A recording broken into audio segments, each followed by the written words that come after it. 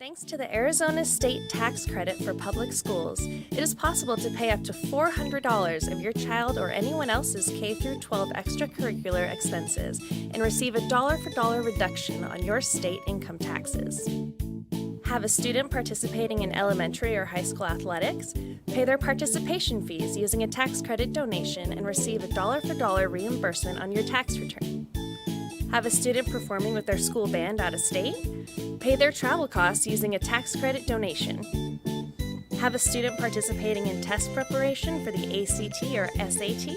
Pay for their prep courses and materials with a tax credit donation.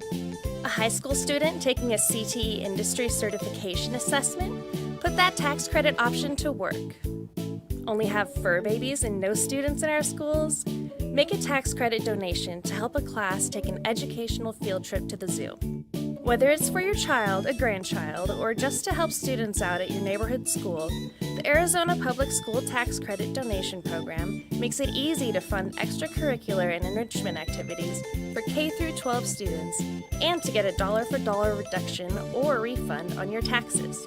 Spend your tax dollars in your neighborhood and make the day a little brighter for the students in your local Peoria Unified School. You now have until April 15th to make and claim your tax credit donation. Go to www.peoriaunified.org/tax credit to find out more or to make an online donation today.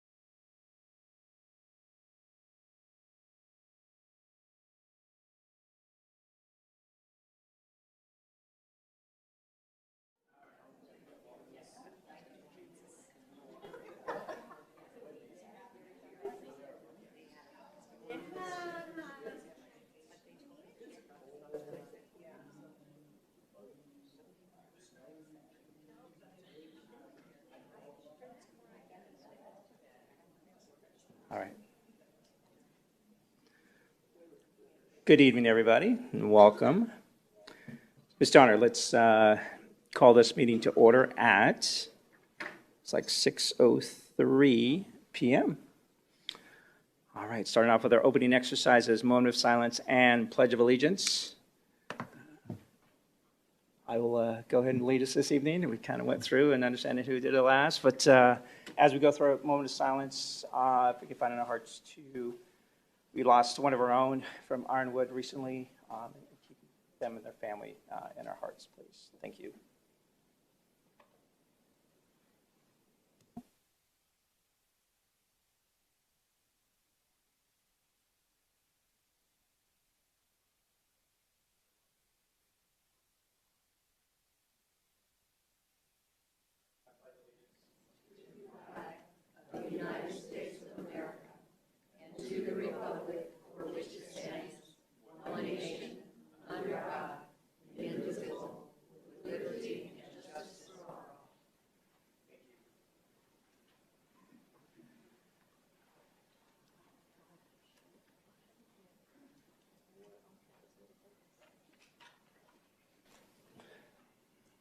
Okay, moving on to Section 3, Address Agenda. 3.1, Address Agenda and consider adoption or recommend changes.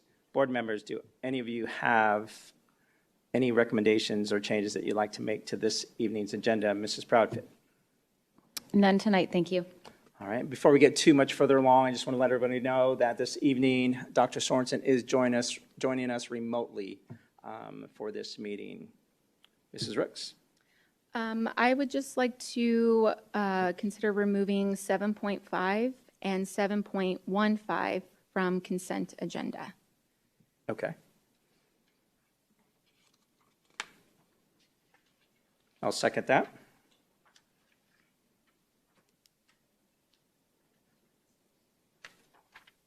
We actually have a public comment tied to 7.5. That's perfect. So Mrs. Rex, at 7.5 and 7.6, is that right? Or was it 7.4 and 7.5? 7.5 and 7.15. 7.15.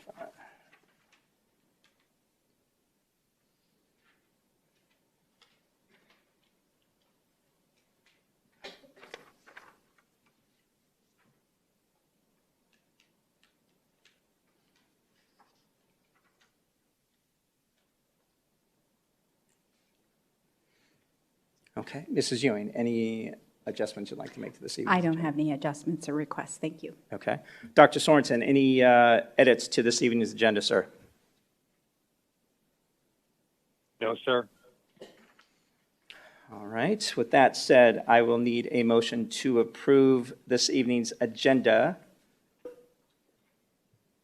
with the removal of 7.5 and 7.15 from the consent agenda. I will make a motion to approve this meeting's agenda with the removal of 7.5 and 7.15. I will second.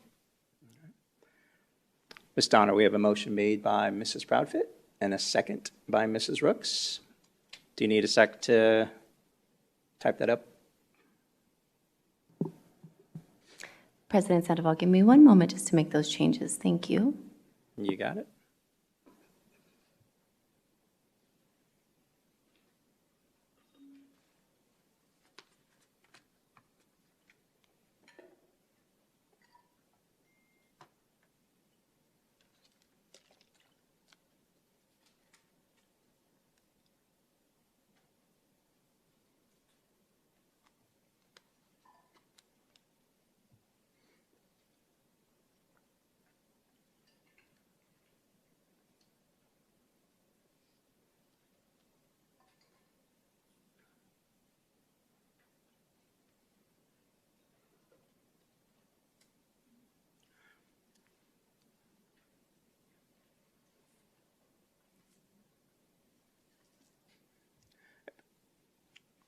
Mrs. Donner, just to clarify, will have to be ran through a voice vote this evening with Dr. Sorensen being remote.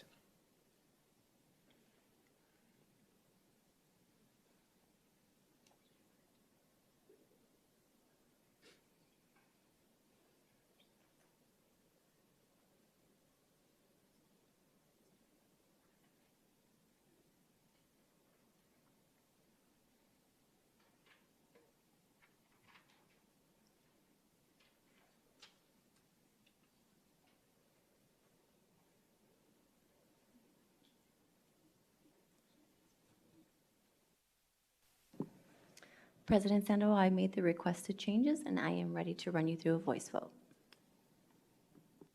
Okay.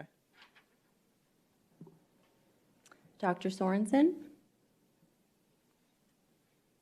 Yes. Mrs. Ewing, Yes. Mrs. Proudfit, Yes. President Sandoval, Yes. Mrs. Rooks. Yes. Mrs. Donner, there's a discussion up here about the agenda. I'm not sure. If I can, I'm sorry to interrupt. I was just looking at the action items on, and I was trying to figure out which one is for our vote for board president and board clerk.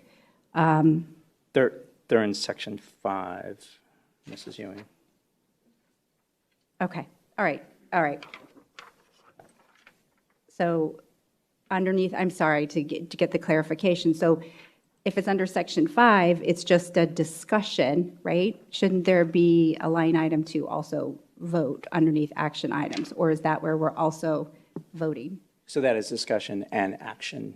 Okay, The first board meeting of the year is typically had its agenda look in this manner, so we move up those seats at the top. okay, So we kick off the year with those individuals okay. sitting in the seats. All right, thank you for the clarification.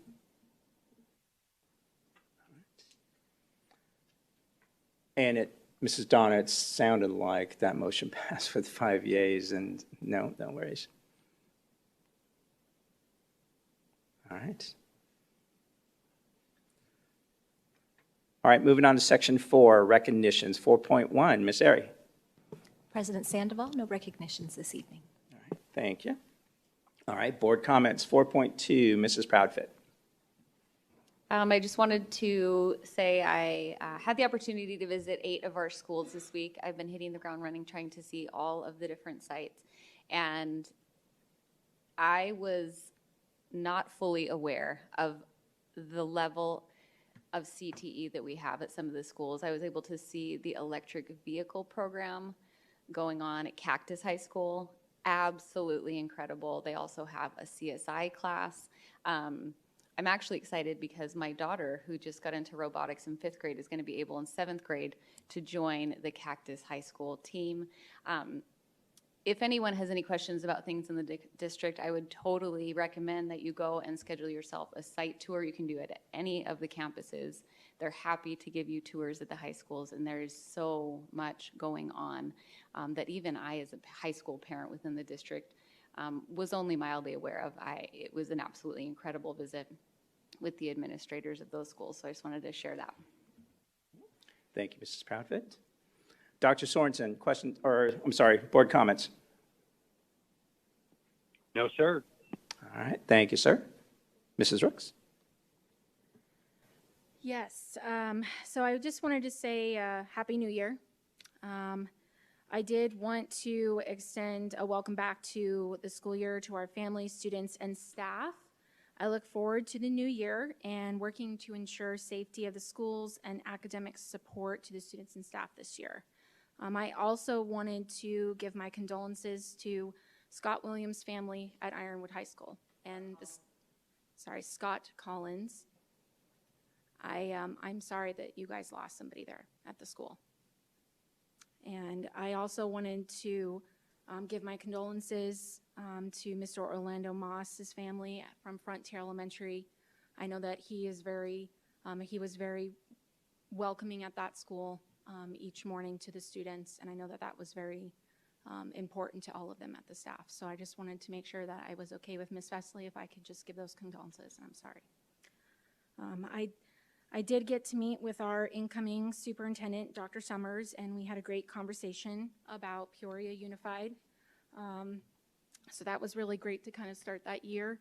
I wanted to say thank you to Mr. Molino and Dr. Hernandez for meeting with me this week to have conversations on the vision this year. So I appreciate you taking that time to meet with me and having a discussion. I also wanted to say thank you to our secretary, Nicole. She helped set up signing me up for the ADE ESSA Academic Conference, and I'm looking forward to Dr. Hernandez and other staff members' presentations. So thank you, Nicole. I also wanted to say congratulations to our coach from Liberty High School. He was nominated for the NFL National Coach of the Year. I think that's really great achievement. I wanted to say thank you to the NJHS students. I know a lot of them across the schools before break. We're doing a lot of volunteering and helping at different community centers, and I wanted to say good job, students. That was awesome to see those photos. I wanted to say congratulations to the Cactus High School. I guess they had an alumni student from 2016, Mr. Alex Ramsperger, on earning his Air Force pilot wings. So congratulations to that student.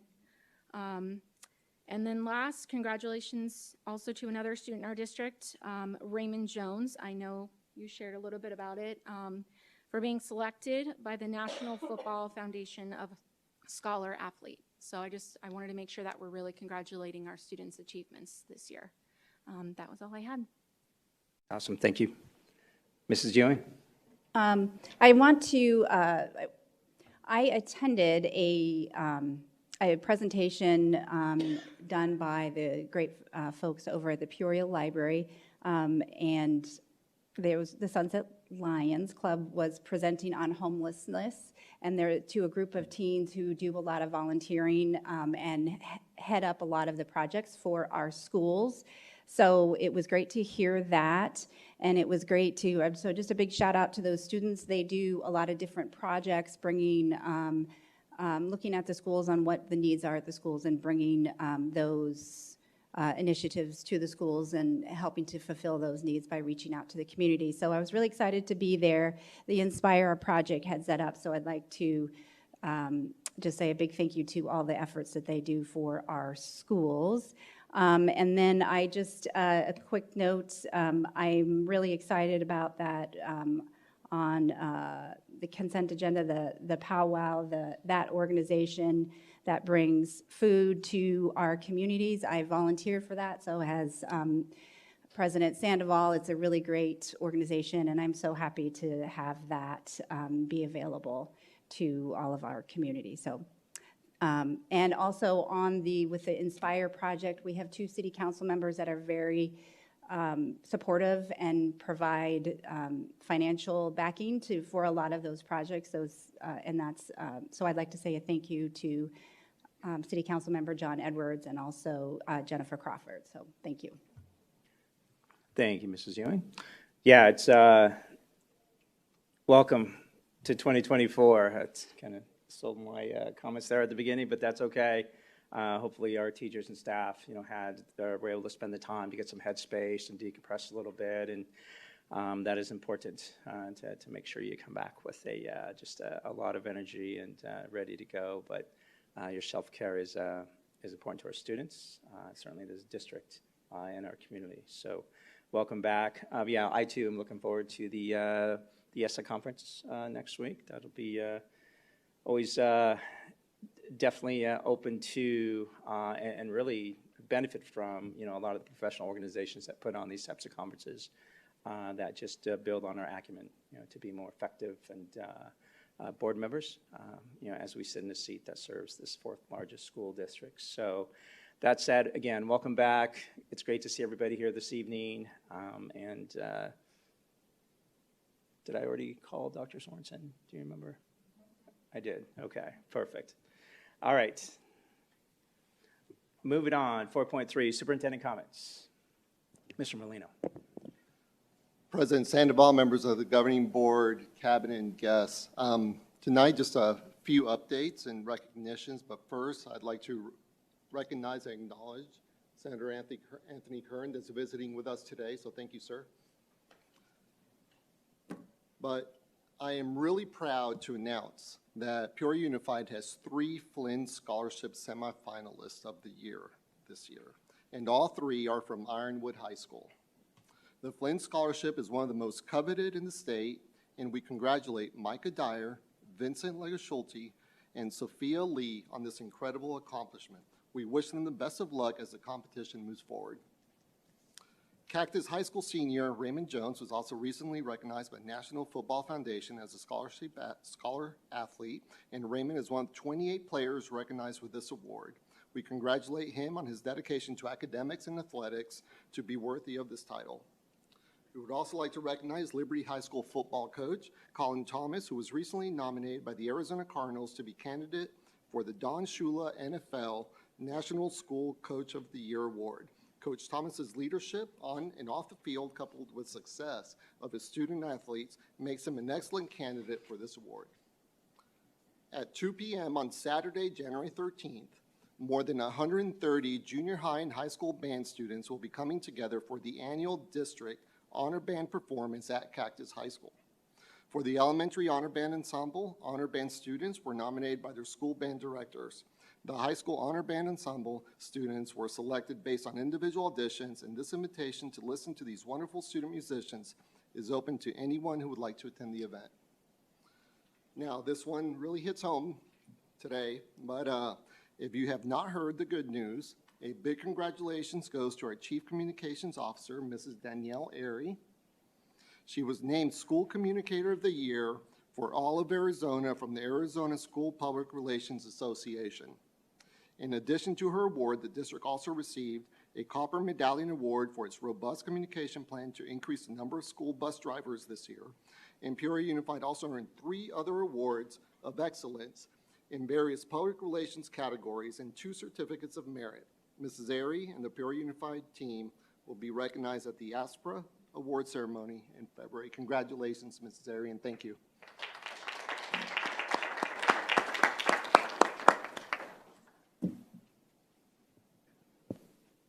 All right, thank you. Okay, moving on to Section 5, discussion and consideration of governing board officers for 2024. 5.1, election of a governing board president. I know we had a pretty rich conversation earlier at a retreat, but any further questions, comments here, Mrs. Proudfit? None for me, thank you. Dr. Sorensen? No, sir. Mrs. Ricks? I do, I guess, have some, but I just want to make sure, are we doing public comments first, or do we do that after? I don't know if there is any to this one. There are public comments tied to this, and I was going to allow them before the district, but I don't think you guys really have any substance tied to this line item, so. Okay, so I Yep. can keep going then. Okay, sorry.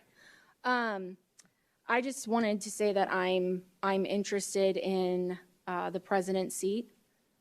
I've been pretty clear that I'm all in for the parents and their children in the Peoria Unified School District. I have built relationships over the past year with teachers, with different staff members. They have entrusted me with the daily concerns that they see. And my focus for Peoria Unified is on the students' academic needs this year, advocating for their safety, communicating with our parents, as I've always done, and listening to concerns of staff and being a voice for the community. I have never wavered from who I am and what my values are and what I ran on, and I'm not going to step away from those values because that's what I ran on when people elected me into this seat. Some may not always like what I say, and that's okay. But that doesn't mean that I don't care about the students in this district, their parents, and the staff, and the community. So this past year, I really learned a lot in the board clerk position. I was able to host a couple of our board meetings in your absence, President Sandoval. I made sure to hold decorum if things were getting loud in the audience, interrupting any of the other board members, because it is hard up here on the dais to make sure that you're following all of the protocols, and distractions out in the audience does kind of not help our vision and our technology up here. So I'm interested in president. And I think that what I can speak to is I'm always going to go back, and I know Mrs. Proudfit brought this up, is the stakeholders. 42,000 votes. The community wants change. So I will keep going back to that point moving forward on this discussion and vote tonight. Thank you, Mrs. Ricks. Mrs. Ewing. I'd like to put my name in for leadership position on this board as board president. I think that our board, it's really important. We did a phenomenal job through the superintendent process of having good conversations in the boardroom, which was led by President Sandoval.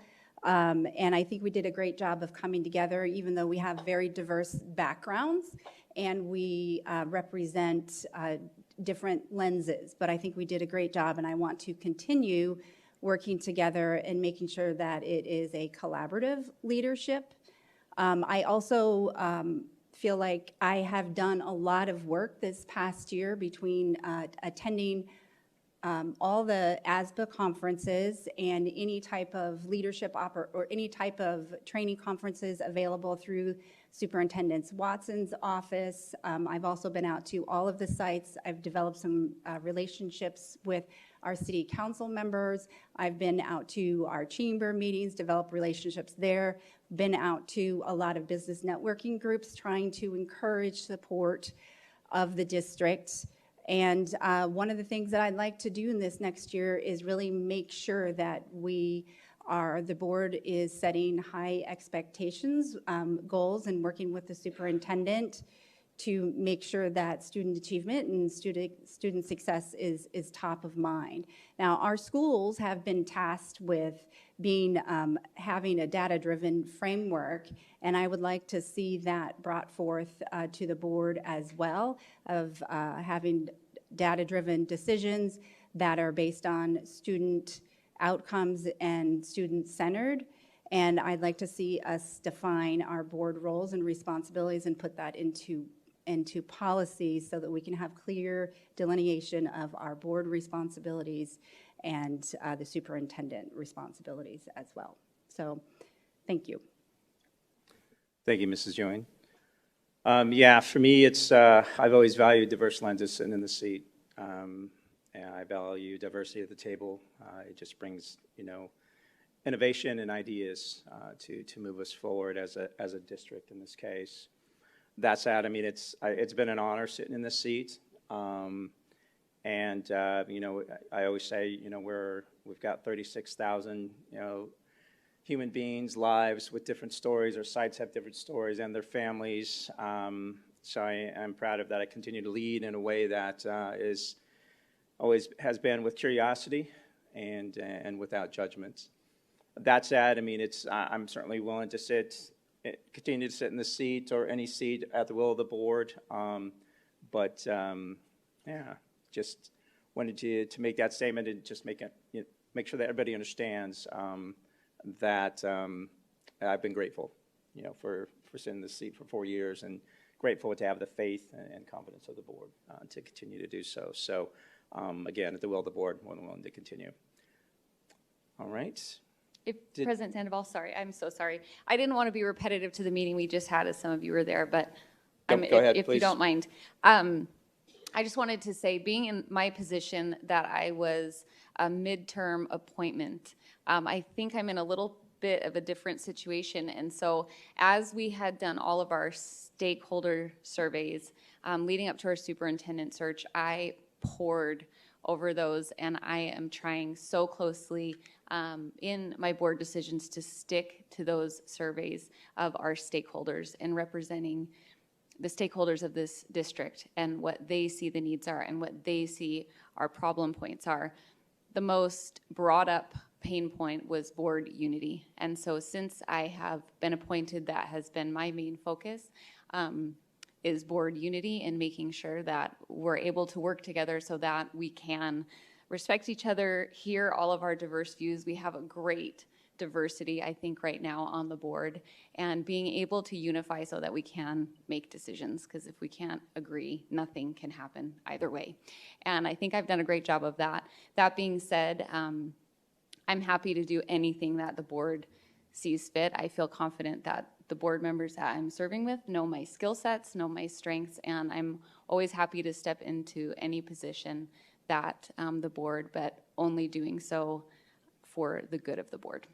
Thank you. Thank you, Mrs. Proudfit. And yeah, just to piggyback, I mean, I've sat on many different, I guess, versions of the board, right, throughout the years. And what I'm proud of is, how the district continues to thrive and you grow, and 37 of its 42 schools being A and B rated, and on a great trajectory on the transparency from Cabinet, Dr. Hernandez and her team, from our test scores and achievements in the classroom. And we're not perfect. We have opportunities, but that transparency is certainly beneficial because it allows us, again, to bring in diverse lenses to problem solve and understand what we need to do to continue on the trajectory that we're on of this upward motion. So thank you for that. All right. We do have public comment. So I'm going to go through public comment real quick before we go through any. I don't think you did. Dr. Sorensen, any other comments tied to this line item, sir? Just to be clear, we have public comment, so before we get into any nominations, I want to hear from the public first. Did he say no, sir? He did? Okay, gotcha. Okay, first public comment tied to this line item comes from Miss Teddy Todd. And as always, we'll spend 30 minutes on public comments and 3 minutes per individual. Welcome. Good evening, board, cabinet, and community. Qualities of a school board president. I have a list. Be a lifelong learner. Be courteous and strong and walk their talk. Be smart. Be a researcher. Understand those surveys, that data, those evaluations, and the accountability pieces. Be a strong communicator as a listener and as a speaker. Be a team player. Ask critical questions. Listen to all parents, community leaders, taxpayers, staff, our superintendent. Understand our students, parents, and community, our growing local area, and our history. Have working relationships with knowledgeable leaders in education, business, local, and state government. Know the state and federal education laws, as well as the rules and the regs and the policies for the state of Arizona and this district.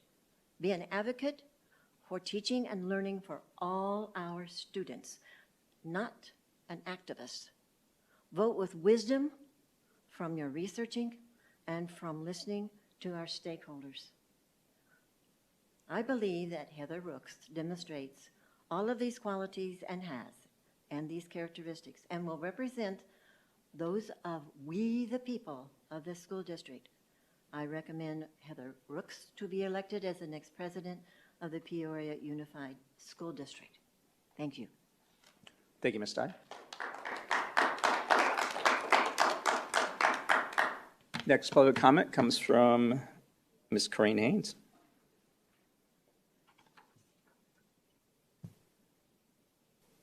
Welcome. Thank you. Welcome, President Sandoval and board. Heather Rooks will do an excellent job as president of the Peoria School Board. She has an actual pulse on what is happening in the schools and in the classroom. She is keenly aware what is happening locally and nationally and how policies being made affect our children, both positively and negatively. She is a natural leader, an excellent listener, and an advocate for transparency, making sure our taxpayers' money is not wasted on programs that don't directly impact the academic success of our children. She has overwhelming support from the community and has already proven that she can lead a board meeting. I recommend Heather Rooks as your next president of the Peoria School Board. Thank you. Thank you, Ms. Haynes. All right, next public comment comes from Dr. Peggy Jacobs. Welcome. Well, thank you. President Sandoval, Cabinet, board members. In getting to know Heather Rooks, I realize more and more the quality values she lives by. Setting high expectations on herself, being a strong and honest communicator, being a person of integrity and strong moral and ethical values. I have found her to consistently have a very acute awareness and strong desire to know what is going on within our schools and within the classroom. And not only that, she keeps very abreast of what's going on locally within the surrounding communities and nationally. And she just seems to keep up with what's going on with policies that affect our kids. And as Corky mentioned, either positively and sadly to say negatively. As a retired school administrator and a teacher in the public schools for over 44 years, presently a teacher, faculty member at Grand Canyon University, Sunrise Mountain High School coach, I greatly appreciate that Heather is a huge advocate of transparency. That's one of the reasons I followed her from the beginning when I met her. She wants parents, staff, and community to have access to details on what is going on within the schools and the school district. She strives to make sure our taxpayers' money is not wasted, but used well to impact the academic success of our kids. She also, as Corky has mentioned, has overwhelming support within the community. I was with a group of some 60 women today. I mentioned I was coming, they go Heather. She has tremendous support. She received more votes than anybody ever has. She mentioned 42,000 votes, 42,000 votes. I know Heather Rooks would be, I'm no doubt, the best president for the Peoria Unified School District, the best choice for this school district as president. Thank you, Dr. Jacobs. Next public comment comes from Becky Smith.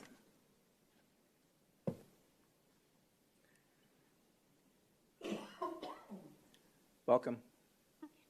Thanks. I am also going to support Heather for president. I think she has proven that she does her research. She has her big binders, always researching, always looking into things. We also need somebody who can make decisions that are tough, because you really can't make everybody happy. We would love to make everybody happy and have this, room always be in agreement, but it really can't happen. So sometimes tough decisions have to be made that look out for the majority, because that's basically what it comes down to, is you have to serve the majority of people. I like that she wants accountability and transparency in the district and wants teacher trainings to be things that will come back and actually benefit the classroom and make sure they're following our laws and not going against things that we in Arizona have had laws put in place against coming into our classrooms.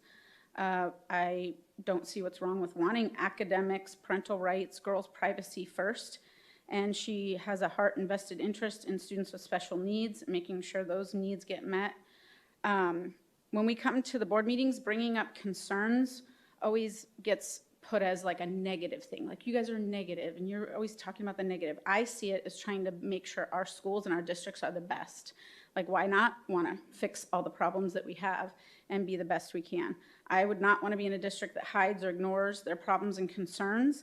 And I know that Ms. Rooks is not afraid to address those issues head on, or concerns, whether people like her or not. Sometimes you have to be the bad guy, I guess. Most importantly, she did get over 42,000 votes for her position on the board, so that speaks the majority agreed with what she stood for, and she does not waver in what she stands for. Not everyone can come to these meetings or wants to come to them because of things that get said when you come to them. But they did speak at the polls, and so that's where their voices were heard. Thank you, Ms. Smith. Next public comment comes from Ms. Leanne Roberts. Ooh, always the fun part of the year, right? So with this in mind, this vote that's coming up, I would like to remind you all of some really important factors to consider when you vote for these leaders of this board. Number one, only board members who encourage families to choose Peoria Unified School District should be considered for leadership positions on this board. not any people that advocate for parents to pull their children from this school district. Number two, any board member who has blatantly disregarded federal or state laws should be disqualified to hold leadership positions on this board. Number three, any board member who disregards governing board policies or has in the past should be disqualified from a leadership position on this board. It is my hope that 2024 is a banner year in which rancor and distasteful comments that have bombarded this boardroom are extinguished, and the needs of our students are put first. I hope that policies that are approved by the new governing board all have the biggest positive impact for the majority of our students. Because remember, you can't make everyone happy. But when you make decisions that positively impact the most students, you make the most people happy. Mrs. Ewing, you would make an amazing president of this board. Thank you, Ms. Roberts. Next public comment comes from Ms. Jody Brackett.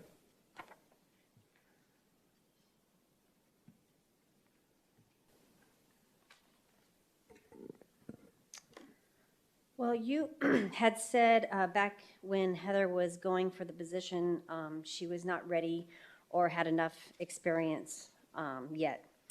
Now there is no excuse for her not to be the president of this board. She has shown time and time again how to lead this board and how she has always worked for her constituents, the families and staff and the kids. She has always done her research on everything this district has put forth. She has fought for teachers and bus drivers and staff members. She is always and only the board member that should be the president. She is only the board member that should be president, and she has proved herself continuously and has a lot of experience now and does an incredible job. And remember, like everybody has said, we have voted for her, and she had the most votes ever in PUSD. So the parents and community has spoken on who they want. For once, do the right thing and serve the people, not yourself, and put Heather as president. Thank you. Thank you, Ms. Brackett. Next public comment comes from Janet Klepaz. Welcome. Thank you, board members. I'm glad to be able to speak on behalf of Heather. Coming forward, thank you for running for the president. I'm still trying to understand what's going on in this board meeting, but I do know one thing. You care about the good of the kids, and that's what I want. Board members, we elect the voters. We want things taken care of here. From our votes, Heather, we voted for you. Thank you for coming forward. The one thing that stands out of the meetings that I've attended is when we were excluded from a backdoor meeting and you stood with us and did not go into it. That's the one thing of working for the community, for the children, transparency, making sure our wishes are done. We vote, we want it done. That's our freedom. That's what we want on this board. And we want the good of the children, period. Thank you. We want you in here. Thank you, Ms. Klepaz. Next public comment comes from Ms. Suzanne Yee.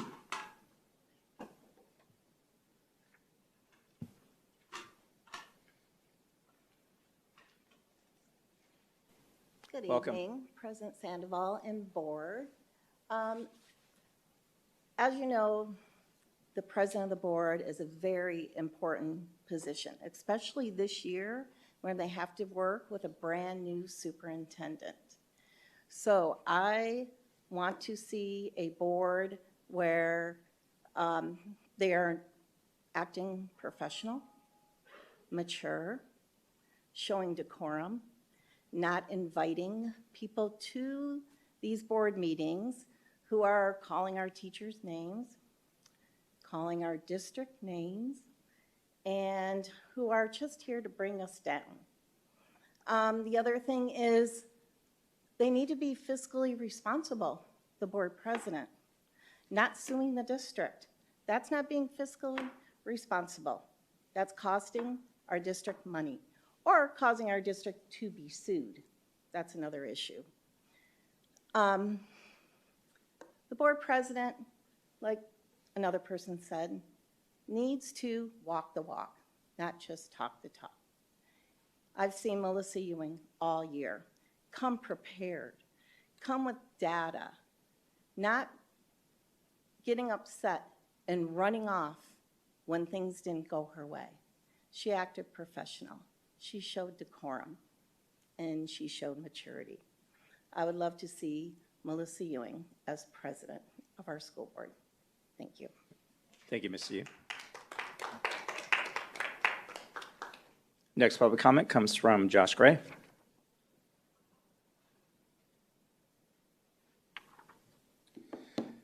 Good evening, and welcome to 2024. 2023 was quite the year for PUSD. Anyone else feel like it lasted for like 3 years? Between fights over curriculum, attacks on teachers, nonstop fights over the bathroom, board members resigning and being appointed, congratulations, by the way, the superintendent retiring, and all the legal proceedings. Like I said, I personally feel like I aged 3 years. I don't know how y'all did. While I was taking stock of last year, it really helped me to consider where I think the board should go in 2024. And in my opinion, what we really need is a bond and a smooth transition to the new superintendent. To see us through that, what we need is a steady hand and someone with experience. For that reason, I'm supporting Mr. David Sandoval to remain as board president.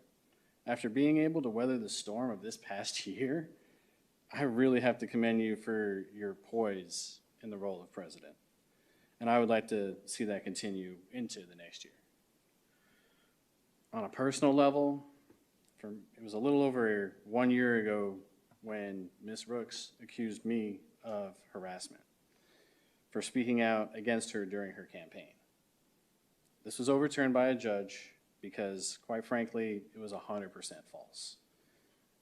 I could not, in my right mind, support someone for a leadership position on the board that would target a parent in this district like that. Also, considering you are currently bringing litigation against the board, I can't fathom why you should be in a position of power. Thank you. Thank you, Mr. Gray.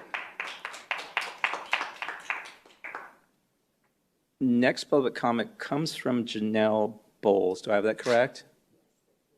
So real quick, you have two for this category, but one is titled the next line item. Do you want me to move? They're both 5-1. Do you still want to speak on 5-2 as well? Yeah, we'll just stay in format. I don't really know what to say. I think everybody's pretty much said everything I have on my phone. I'm delete, but I would like to nominate Heather Rooks as well for governing board president because I too value diversity very much. And I'll list some of the reasons, and sorry for the repetition. Maybe I'm not sorry for the repetition. I think that's how we learn. She's shown consistent excellency in leadership on the governing board with students, parents, and staff. She pays attention to detail. I could say that like 5 times. She pays attention to detail. Represents a great percentage of the stakeholders within the community. That's huge. Because we really, where we're at as a board, one was, not elected. We don't represent a lot of the community right now. We need to really, really consider that. Has stepped in and served very effectively as president in absence of when Mr. Sandoval was in his absence. Overall, she has shown teachers, parents, students, stakeholders, and many others within the community that she is a public servant, which is overall the job, right? And she cares deeply about our students and gives her all towards seeking excellence within the classroom. Thank you. Thank you, Ms. Wilson.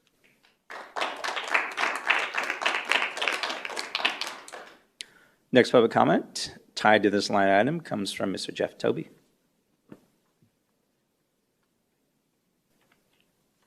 Welcome, sir. Good evening. I just want to say, as a parent, what I want to see in a board president is somebody that has value to the board, but also to the community as well. I do want to take a trip down memory lane a little bit. I only became involved in the school board stuff about 2020 when COVID was coming in. I didn't like the fact that my kids were being forced to be sequestered or quarantined without due process or court order. I spoke before several times. I even presented the law to this board, and the law was ignored. And it turns out that Dr. Sonnenschein from the health department said that it was this board's decision to sequester and quarantine children without due process. So while they're pointing the finger at the board, and you guys are pointing the finger back, nobody was making a decision. There was no leadership during COVID. And I understand that there was a lot of craziness during COVID. And when we finally got a grasp on things that, you know, the direction that we were going, the law was still violated. And it wasn't until later that we discovered that parents could go to probate court and contest these orders from this school district. I want a president that doesn't violate the law like that and that listens when presented with the facts. I also want to have a president that prioritizes school safety.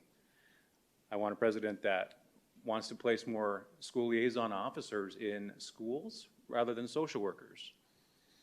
I think that prioritizing social workers over having a school resource officer in at least every district or every school in this district is a mistake. I don't see a social worker dodging, you know, bullets for kids right now. I mean, it's entirely possible, but officers are trained to do that, and they're also trained to engage with children. And oftentimes, even though they're not the provider of help, mental help, they're also one of the more popular resources for students to get help. As you said, there are 36,000 students in this district. There's a lot of need here. And one of the gateways is a school liaison officer to get services. But we don't provide that as a district. That's not our job. The main thing is education, and I want to see a president that prioritizes academics, education, safety. I believe Heather Rooks has the qualifications to be the board president. She's literally sat in the seat during meetings and controlled the meetings with decorum. She has an understanding and a grasp of the knowledge at hand, and she advocates for all parties, depending on the issues. I think that Heather Rooks is the change that a lot of people want to see. I think that coming up on your 4th year, sir, that maybe it's time not to consider yourself a president. Our government has limitations in several areas of our government for a reason. And I appreciate everybody in leadership who's taken the time to jump into the arena and to be in the public spotlight. This district wants change, and I believe Heather Rooks could be the face of that change. Thank you. Thank you, Mr. Toby.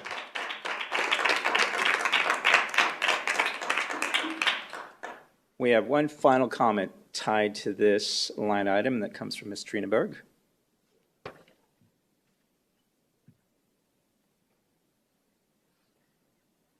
Welcome.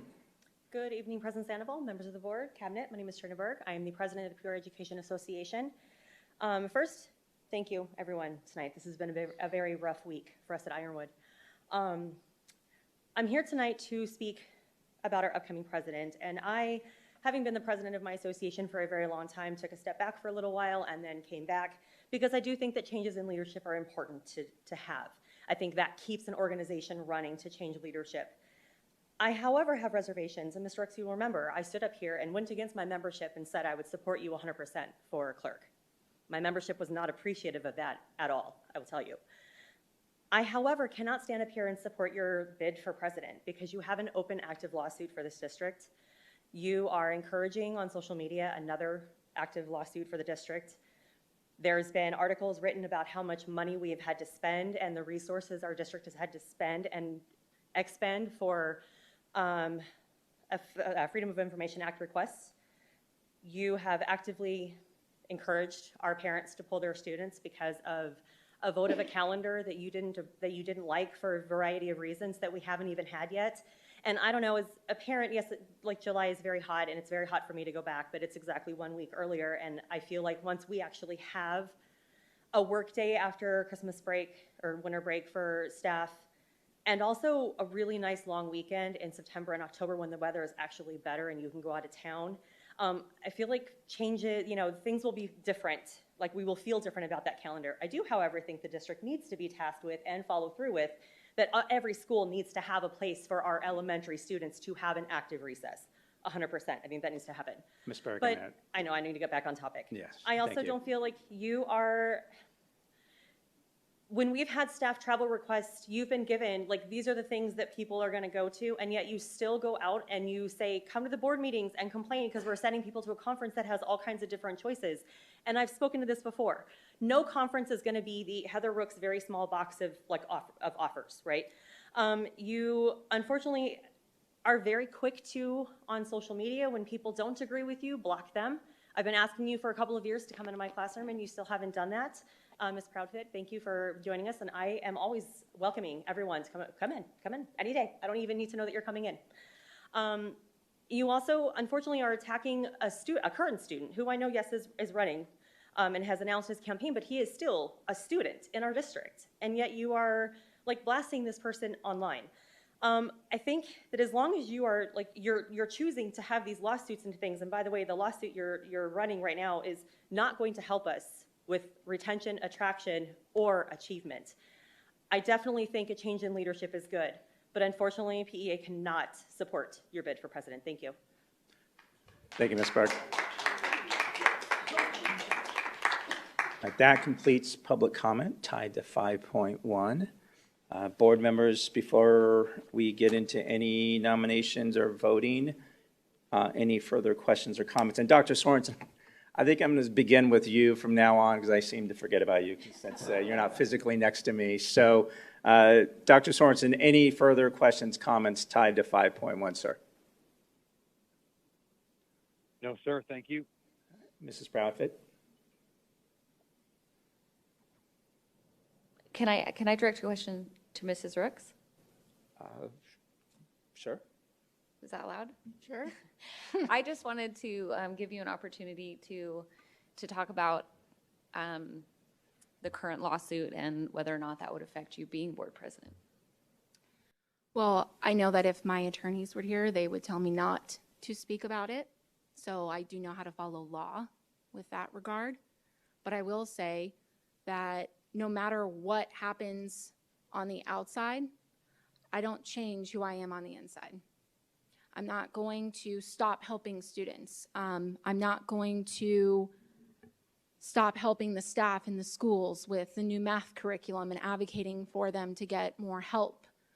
I'm not going to stop sharing information with the community. And I don't think it would deter me, honestly, because I'm still a leader no matter what. And that's my heart. I care about this district. So that answers your question. Thank you. Thank you, Mrs. Proudfit. Mrs. Rooks, further questions, comments here? I think that I have to say the courage for this to come out because there was a couple of comments made in regards to some history. And it's difficult for me to talk about because in that regard, a Facebook group of administrators and teachers were sharing information about other parents' children, naming them. And individuals in that group that are in this room were naming my address to come to my house. So I am sorry, I have to say it because that is not right. President Sandoval, I have never shared anything about your children. I've never shared about coming to your house. And I cannot, for that reason, support Melissa Ewing as a leader for the president of the school board seat because of those reasons. Do we have disagreements on things? Yes, absolutely. But for morals and values, I do not agree with somebody sharing student information, especially my own children. I can't, I'm sorry. And Sandoval, I've never done that with you, and you've never done that to me. And I know Ms. Proudfit, we've had great conversations so far, and I am willing to, work with everybody up here, but as a leader perspective, I can't do that. I can't support those kind of decisions. And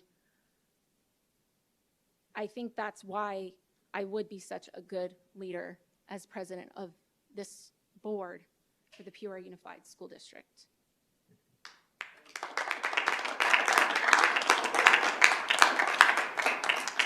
Thank you, Mrs. Rooks. Mrs. Ewing, any further questions, comments here? When I was running, and I feel like it's important to set the record straight because I never really have set the record straight. When I was running, it was put out there that I was a danger to children. I did not file any sort of defamation because that was wrong. That was wrong for a fellow board member to go out and say that about me. It was also posted that I put personal information out there about students, and I did not. The only conversations that I had ever had in regards to her children were from what I read from all of her interviews with ABC 15 and so forth, when I live out in Vistancia, when the news crews were out there and so forth, and there was a whole bunch of interview when she was talking about what her needs were for her students. And there was accusations that I was reported as well, and that there was a lawsuit against me, and there was nothing that ever came of that as well. And so I just think it's really important to set the record straight. Now, during my board service, I have continued to see attacks to board members by Ms. Rooks on a Facebook page that is it's very upsetting. As a result of that, my home address was put out there, and there was a police report filed for that as well. So, but I came into this board meeting, and every single time I have had interactions with Mrs. Rook, I have been professional. We had great conversations during the superintendent process, choosing the superintendent and the qualities and so forth, and I appreciated all of that. And I know that Heather brings a good perspective from the parents, and I think we need that. David brings a great perspective. He's always thinking about the students and those groups that are not often represented in this boardroom. And so I look forward to, as president, I look forward to, or at least a leadership position, I look forward to working collaboratively together and listening to all of the voices to make the right decisions for students that are aligned with our mission, vision, and values, and are in support of the strategic plan. Thank you. Thank you, Mrs. Ewing. Board members, if it's okay with you, I'd like to take just a short recess before we get into votes, just 5 minutes. Is that okay? Okay, thank you.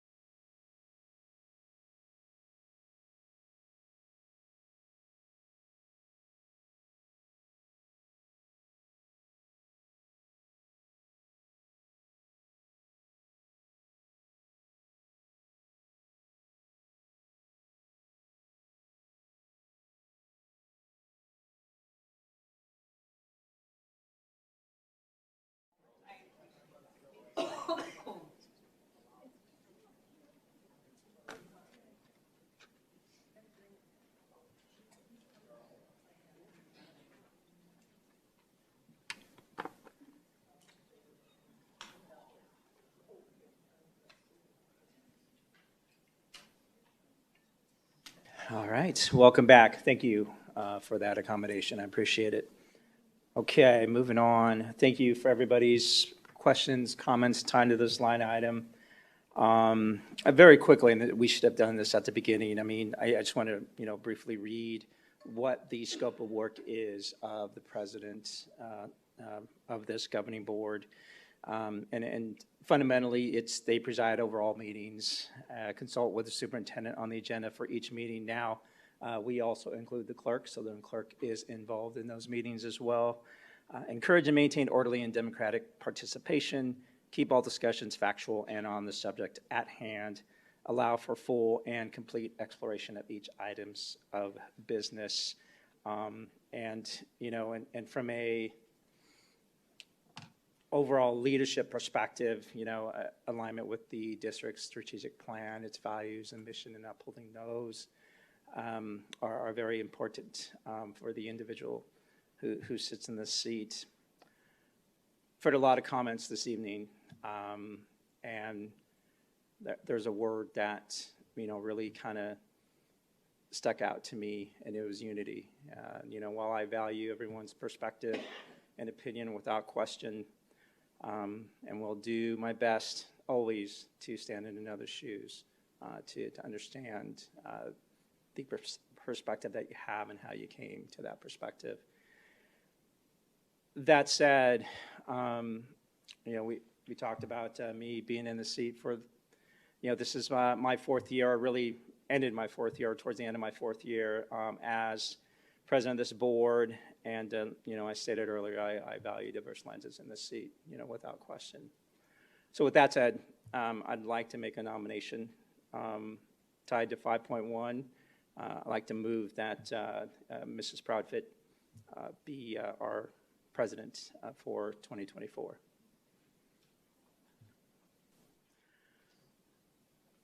And I do need a second. Second that.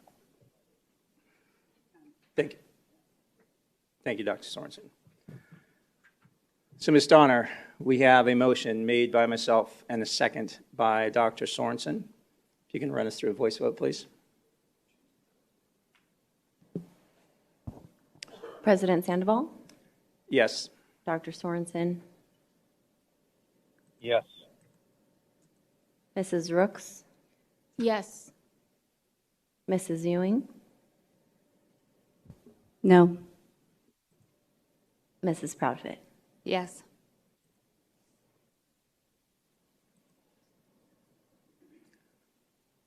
All right, motion passes with 4 yeas and 1 nay. Thank you, board members.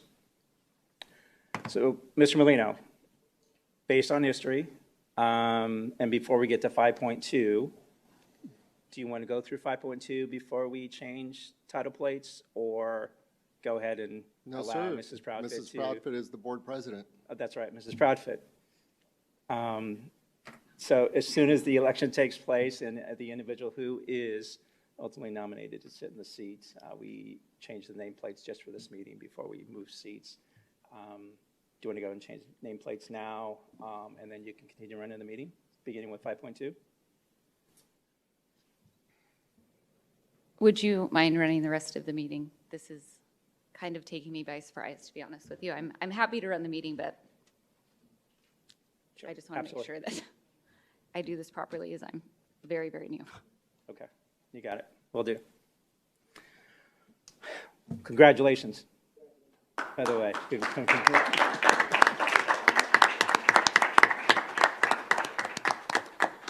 All right, moving on to 5.2, election of governing board clerk. Now, we do have public comment tied to this line item as well. I'm going to refer to you every once in a while, Mrs. Proudfit, but Mr. Molino, anything from the district tied to this line item, or can we go to public comment? No, sir, you can go to public comment. Okay. All right, as always, we will spend 30 minutes on public comment and 3 minutes per individual. First public comment tied to 5.2 is Mrs. Bowles. And this line item.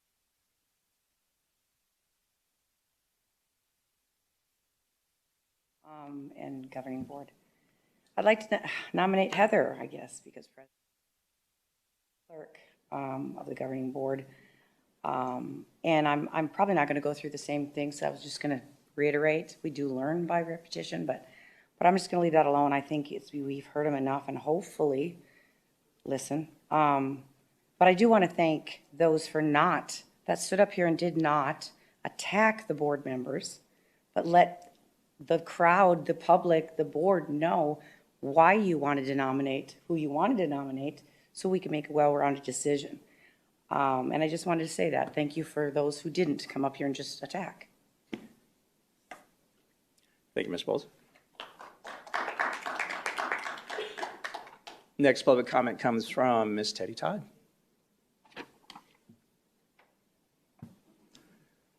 Welcome.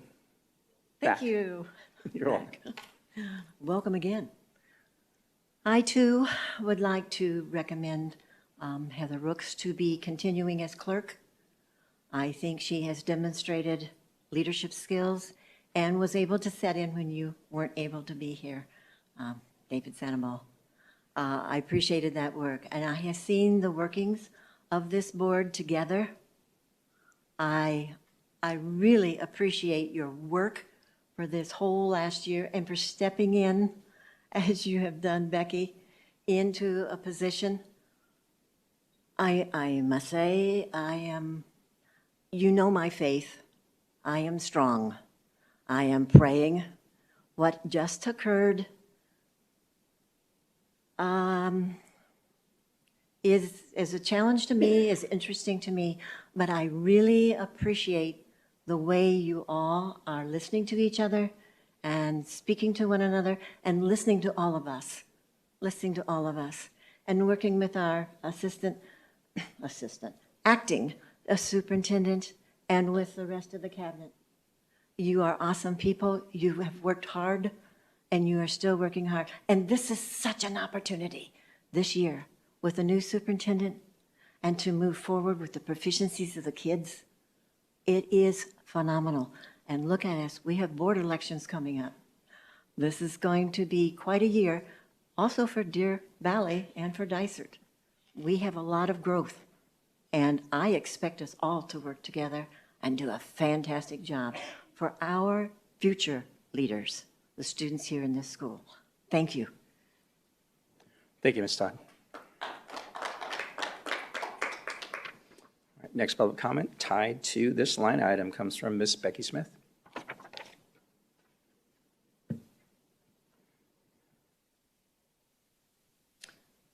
I would start off with congratulating Becky Proudfit.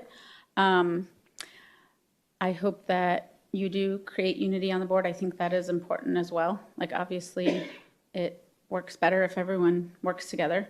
And I know it's always hard to agree on things, but you have to find common ground somewhere. But I also hope that you remember that the majority of our district, when they voted for certain things that were being talked about in a campaign being run, and that's kind of, we always have to, although there's hard decisions, you have to look to the majority. That's sadly the only way to do it.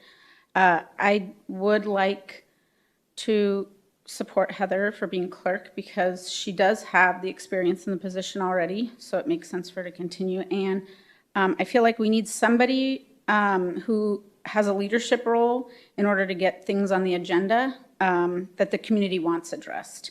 And sometimes if you can't get things on the agenda, they can't be addressed and they can't be solved. Problems can't be solved. And so it's very important to have someone in that role that will fight to put things on the agenda, that whether the parents want it or the community wants it or the teachers want it, and we need to address hard topics. And so I think we need somebody in that position that can do that.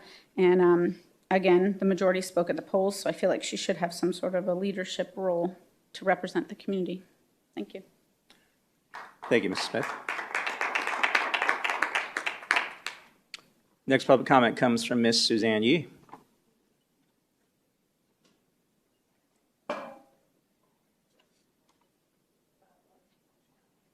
Welcome back. President Sandoval, oh, I'm sorry. President Proudfit, congratulations. Don't worry, I'll sink in tonight.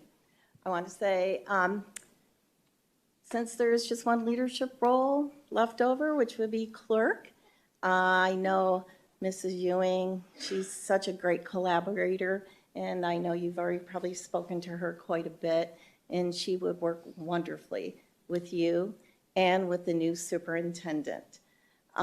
Melissa has shown, once again, she's shown a lot of maturity up here, you know, even though she has, you know, been through quite a bit. And as a grandparent of 2 little girls in this district, it's very important to me who are the leaders of this district and, you know, what's going to be able to get done with the new superintendent. So I would like to nominate Melissa Ewing for the clerk position. Thank you. Thank you, Ms. Yee. All right, next public comment comes from Mr. Josh Gray.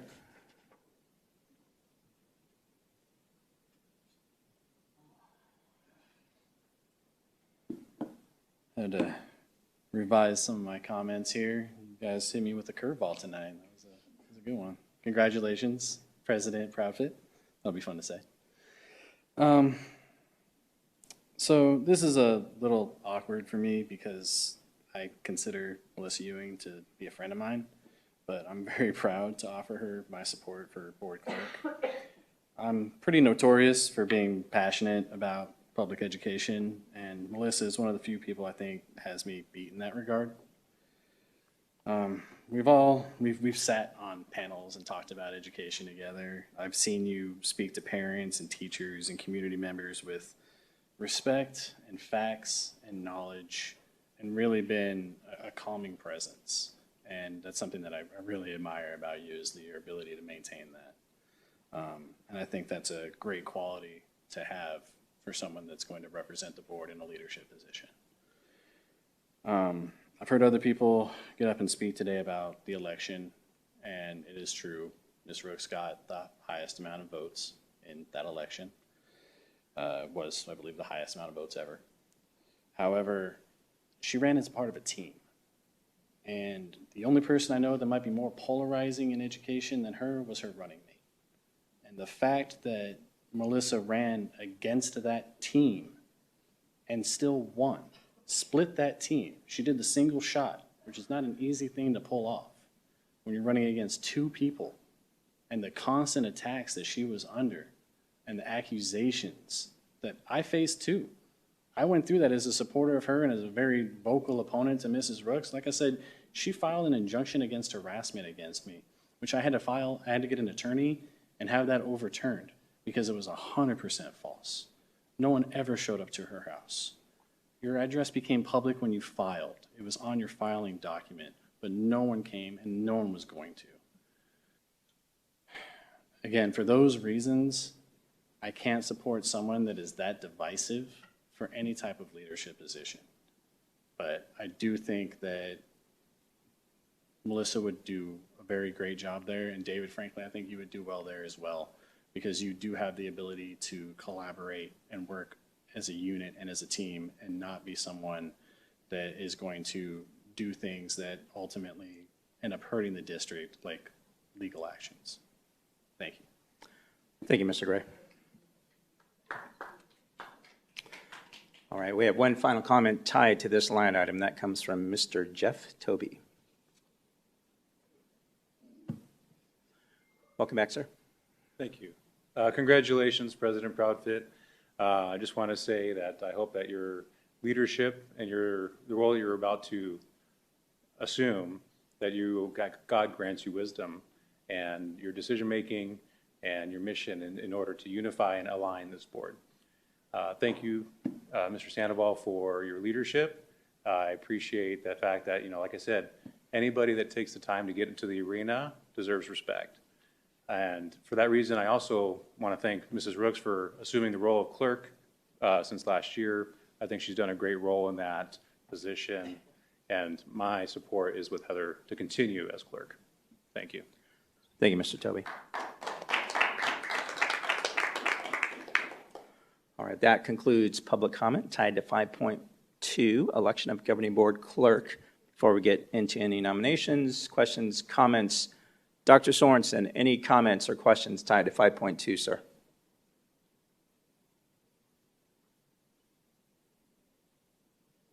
What I would say is last year, I supported Heather Rooks in being our clerk to try to find balance in our governing board. And since that time, I think the biggest difference between us is our view of what governing board members do. There is much about Ms. Rooks that I respect: her tenacity, her attention to detail, her work ethic, her desire to get out in our community. But I think our view on what a governing board member is set to do is too different for me to support someone in clerk. I believe governing board members vote on policy and evaluate the superintendent. And at times over the past year, I feel Ms. Rooks has not respected the processes within our district and wanted to make changes as an individual and more of a, a king or queen, much said, in making those changes. So although there's a lot that I respect about her as an individual and person, this year I will not be supporting her bid for clerk. Thank you. Thank you, Dr. Sorensen. Mrs. Proudfit, questions, comments? Sorry, President Proudfit. I just want to say, I know that these meetings can get heated, but having worked closely, I have the utmost respect, and I can tell you with 100% certainty that every single member of the board is here for the right reasons.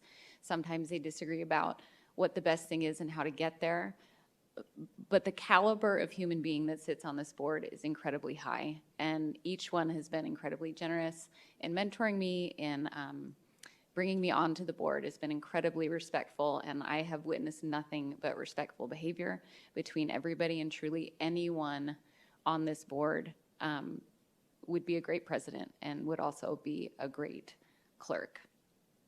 That being said, going back to listening to stakeholders, and in addition to what we've heard tonight, I've had a lot of reach out from the community in support of one person in a leadership position, and that is Mrs. Rooks. So I will be supporting Mrs. Rooks for board clerk. Thank you, President Proudfit. Mrs. Rooks, questions, comments? I guess I would just first like to say thank you, Mrs. Proudfit, President Proudfit. Ooh, it's gonna be hard. I guess I would also just like to, piggyback on, I know Dr. Sorensen just made a statement, and under that, I remember that vote when it happened, and I remember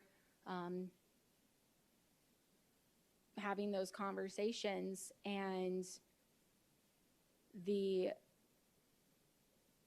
whatever was going on before I was voted in, the community was not liking. Otherwise, they wouldn't have voted me in. I wouldn't have had 42,000 votes. They wanted change. They asked for change because the previous board was not providing the change that they were looking for their children's education. So yes, I did take a more active approach in a governing board role position because I am dedicated and I put everything into it because I know that this is the responsibility of parents' children. So I am going to go over and beyond in a governing board position because I believe that that is my responsibility. I take it seriously. I take these meetings seriously, showing up to these meetings and making votes and giving comments. That's what we're supposed to be doing. And so I don't believe that I have, put on a little queen hat and stepped out. I believe that I have done what the community asked me to do.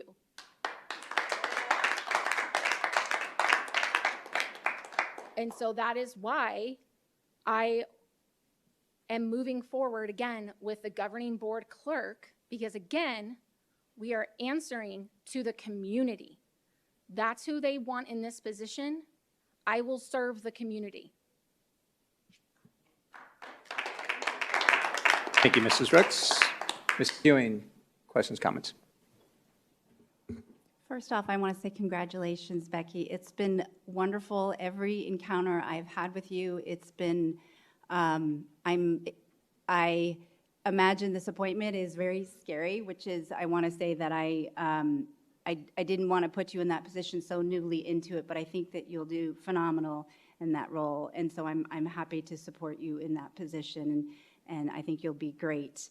And I would love to work alongside you on that unity piece, and I hope that, I know that even though you were only recently appointed, that you have been watching and that you've seen the professionalism on, that I've maintained on this board, and that I'd love to work alongside you, and I feel like I share a lot of the same values as you do.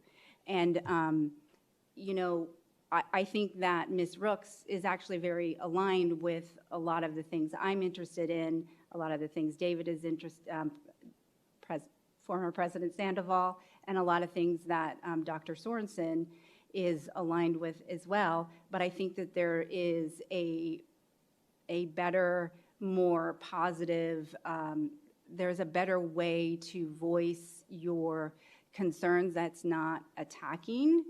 And I would worry that the board would appoint an individual into the clerk position that the staff and teachers, not all of them, would feel comfortable and safe with her.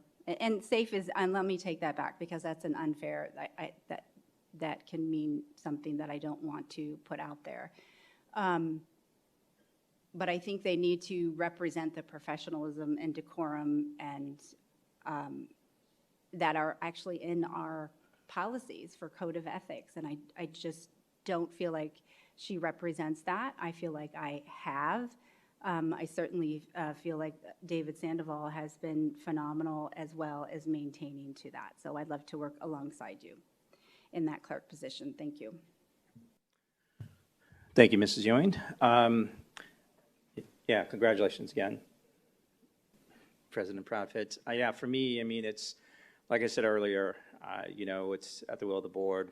We'd love to serve in any of these seats. You know, we'd love to work alongside of you and to even, you know, provide some guidance and even, you know, and even mentorship from that perspective. But yeah, it's,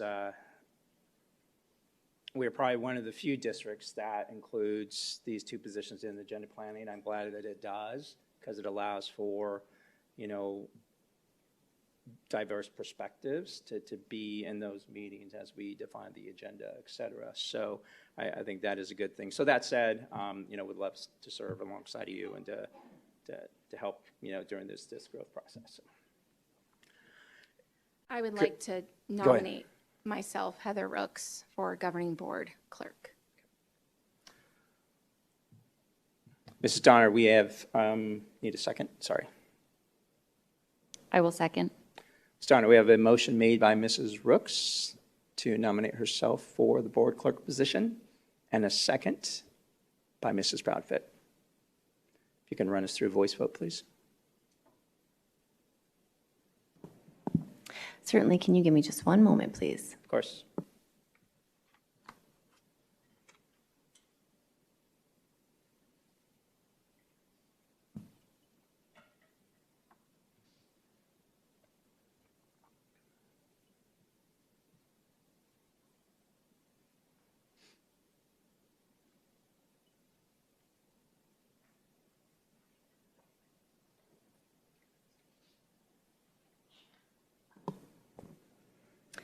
President Proudfit?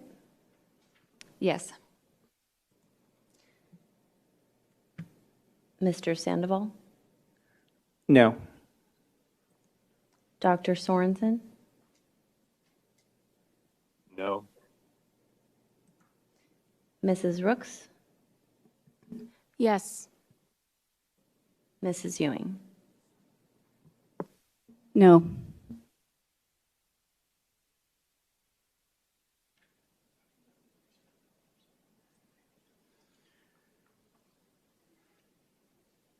All right, motion fails with 3 nays and 2 yeas. Do we have another motion?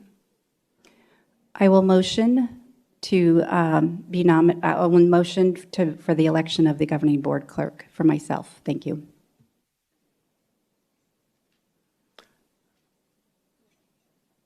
Dr. Sorensen, are you still there, sir? Yes, sir. Okay. We just need a second. I'll second that.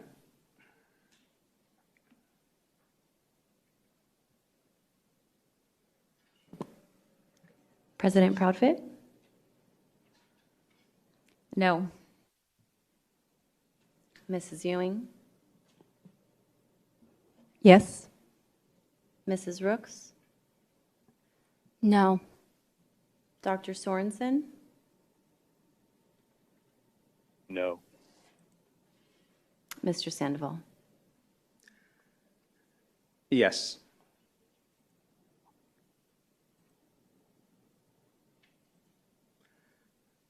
Okay, this motion fails with 3 nays and 2 yeas. Do I have another motion for governing board clerk? I will motion for David Sandoval for governing board clerk.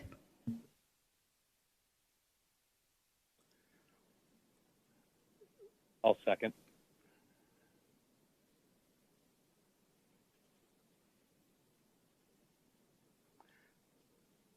Ms. Darner, we have a motion made by Mrs. Ewing to nominate myself for governing board clerk and a second by Dr. Sorensen. If you could run us through a voice vote, please.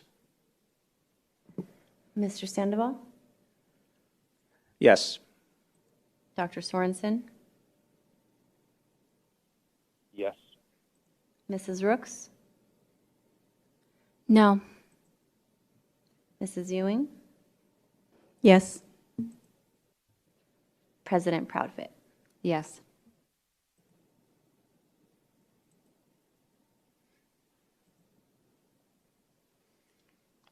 Motion passes with 4 yeas and 1 nay. Thank you, board members.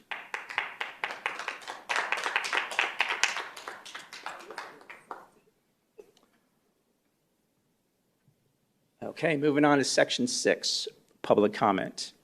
6.1, request to address the governing board regarding matters not included on the agenda. As always, we will spend 30 minutes on this line item and 3 minutes per individual.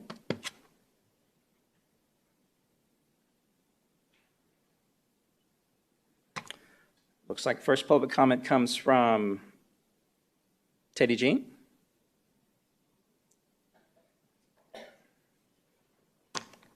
Change your last name on me. It's okay. Oh. Welcome back. Well, hello, everybody again. Everybody. Congratulations. Congratulations. Well, let's see how I can revise what I had together here. This is great. This is an opportunity like none other that we have had.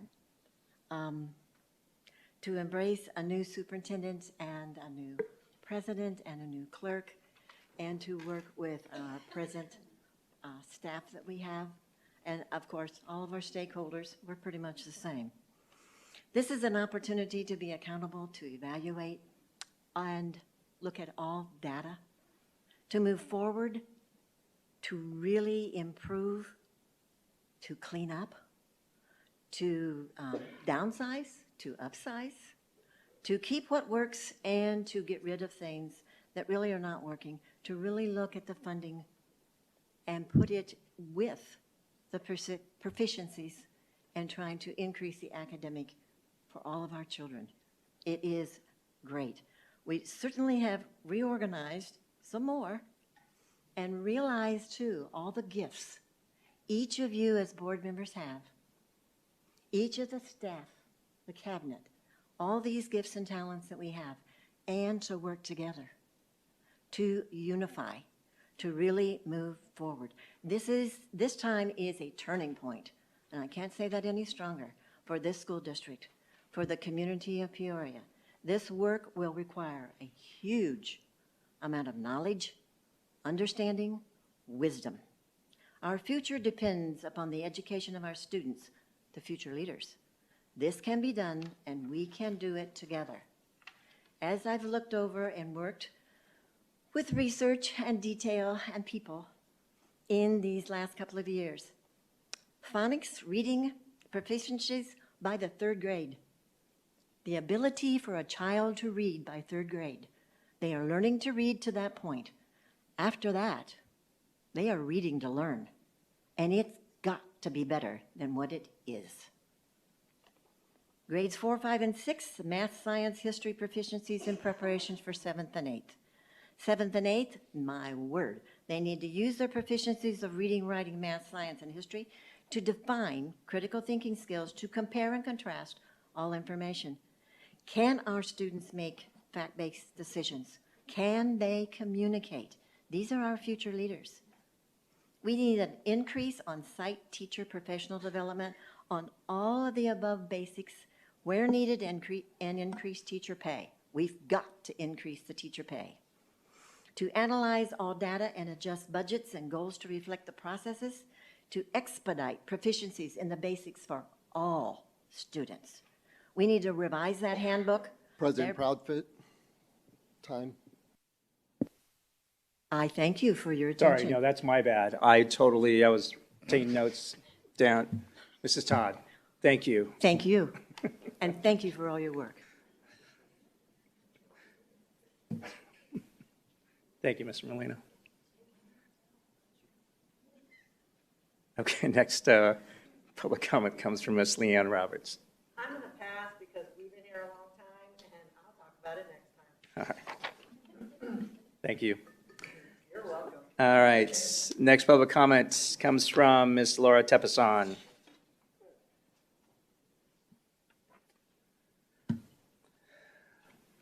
Welcome. Thank you. Governing Board, wishing you a great year ahead with positive changes and some different dynamics. Among the implicit and mandated responsibilities and duties of the boards, there is accountability.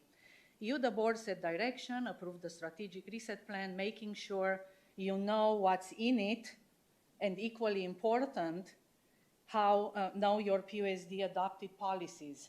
The community does not vote for school board members to just occupy a seat and vote, be a president, or as it happened in the past year, have some irrelevant comments, political triggers, or no comments at all. Improve your dynamic as a board and use board comments for relevant information and more than school visit reports. In order to build trust, you are responsible to share how do you ensure that schools are well run and high standards for academic performance are set, as you must create a laser focus on student achievement. Accountability is an important element of an effective governance team. Do you conduct a board self-assessment that can help you identify how you are performing? Are you prepared to contextualize midterm results and share with your community? The Effective School Board Initiative suggests that boards should invest at least 50% of their time each month monitoring progress. How are you tracking progress on established goals? Share that with your community during board comments. Leaders keep audience and purpose in mind and know that turning data into information and communicating progress and results continually is key to creating and sustaining a performance culture.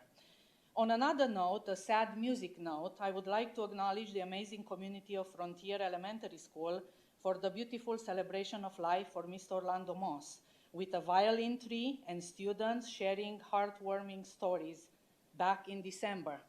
Teachers touch the lives of many, but only once in a lifetime people get to meet an incredible Mr. Moss. His legacy and care for the world will always remain in our hearts forever. I hope you find it in your hearts that as a district, you will pay tribute and honor Mr. Moss accordingly. Thank you. Thank you, Mrs. Tepason. All right, next public comment comes from Miss Jody Brackett.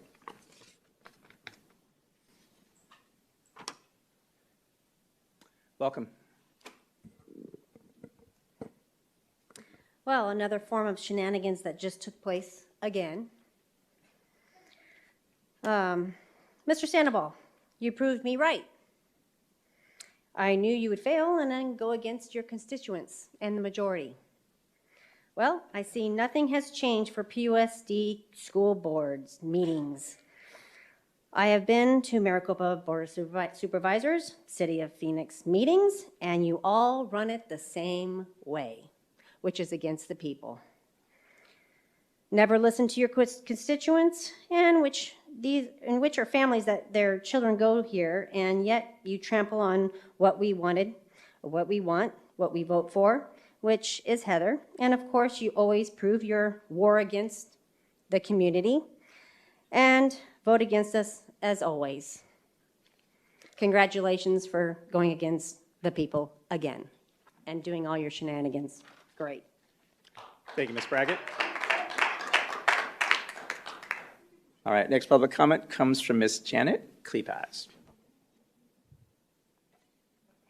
Welcome back. Hello again, board members. I'm beginning 2024 with a few re-highlight words of the Declaration of Independence. Empowered by our Creator, that is God, Creator God, the first words of the Bible in Genesis. In the beginning, God created. Inalienable rights, that's impossible to take away. Life, liberty, and happiness. Abraham Lincoln called the Declarations of Independence a rebuke and a stumbling block to tyranny and oppression. Board members, let's go over 2023 of your tyranny and your oppression. Mass, harmful, unlawful. Mandates are not laws. Congress makes laws. How about the number 2, boys wannabe in the girls' bathroom and shower? That is debauchery. Acts of the flesh. It is selfish ambition. Read Galatians 5 in the Bible. Quit pushing satanic evil agenda on our Peoria school girls. Genesis 1:27, I have quoted it before, and it ends with males and females. God created them. 2 genders, 2 bathrooms. If you think you need a third for the worldly A to Z letter people, you can use the teacher's bathroom in the schools, and you can mark them man-made. Leave our girls alone. How about the after-school shots that you go and voted for on school grounds? Making money for the rooms? That sounds like a lawsuit. Divorced parents having different medical practices for their children? That's a lawsuit too. How about adding their social workers instead of accepting Mayor Beck's additional police officers on Peoria school campuses? Why do we need more social workers? Because the girls need counseling and reprogramming? 13 and 14-year-old girls have to endure showering and urinating boys in the female facilities? It needs to stop, school board. How about discipline now? Or lack of discipline? Or lax discipline? Public schools have existed 400 years. Oh, more tax dollars to tweak discipline? Are you crazy? There's nothing new under the sun. Ecclesiastes talks about that in the Bible. You ended 2023 evil. 2024, parents will crush and oust this evil. Thank you, Ms. Klepas. Yeah. All right, we have one final comment tied to 6.1 that comes from Mr. Jeff Toby. Welcome back, sir. Hello again. I just want to say that I had an opportunity to meet and talk with Dr. Molino about the strategic plan moving forward. I just want to say personally the Real-Time Crime Center partnership, I'm full in support of. I think that'll be a game changer. It has been for the Glendale Police Department. It's going to be a wonderful tool for us as a district to help our teachers, our staff, and administrator communicate effectively, get emergency response services appropriately. I think you'll find that as a valuable tool in your guys' toolbox. I also want to say a question mark about the MTSS program. I noticed that 718 on the agenda tonight for the consent thing is it's $1 million purchase for Savas. I see that being up for approval, but I don't recall ever seeing MTSS being brought to the board for approval. And I just would like to get an answer or response as far as why one purchase would be brought to the board and another one just purchased without any input or community oversight. And then the last study session, several of us were not able to make in person, and I would just like to know why was that not recorded so we could watch it after the fact and kind of follow along with you guys. I don't know why there wasn't any recording made. I saw the minutes, but I would like to actually have the recording so I could hear for myself what was actually said. Thank you very much. Thank you, Mr. Toby. That concludes public comment. Mr. Molino, Cabinet, if you can please get with the individuals who spoke this evening. That'd be great. Thank you.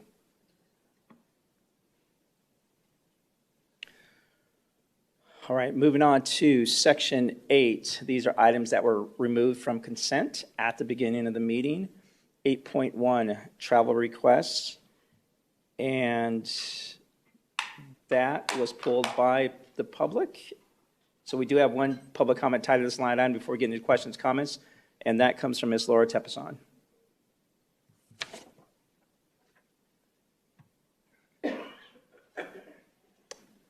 Welcome back. Thank you. Governing Board, community education once for all.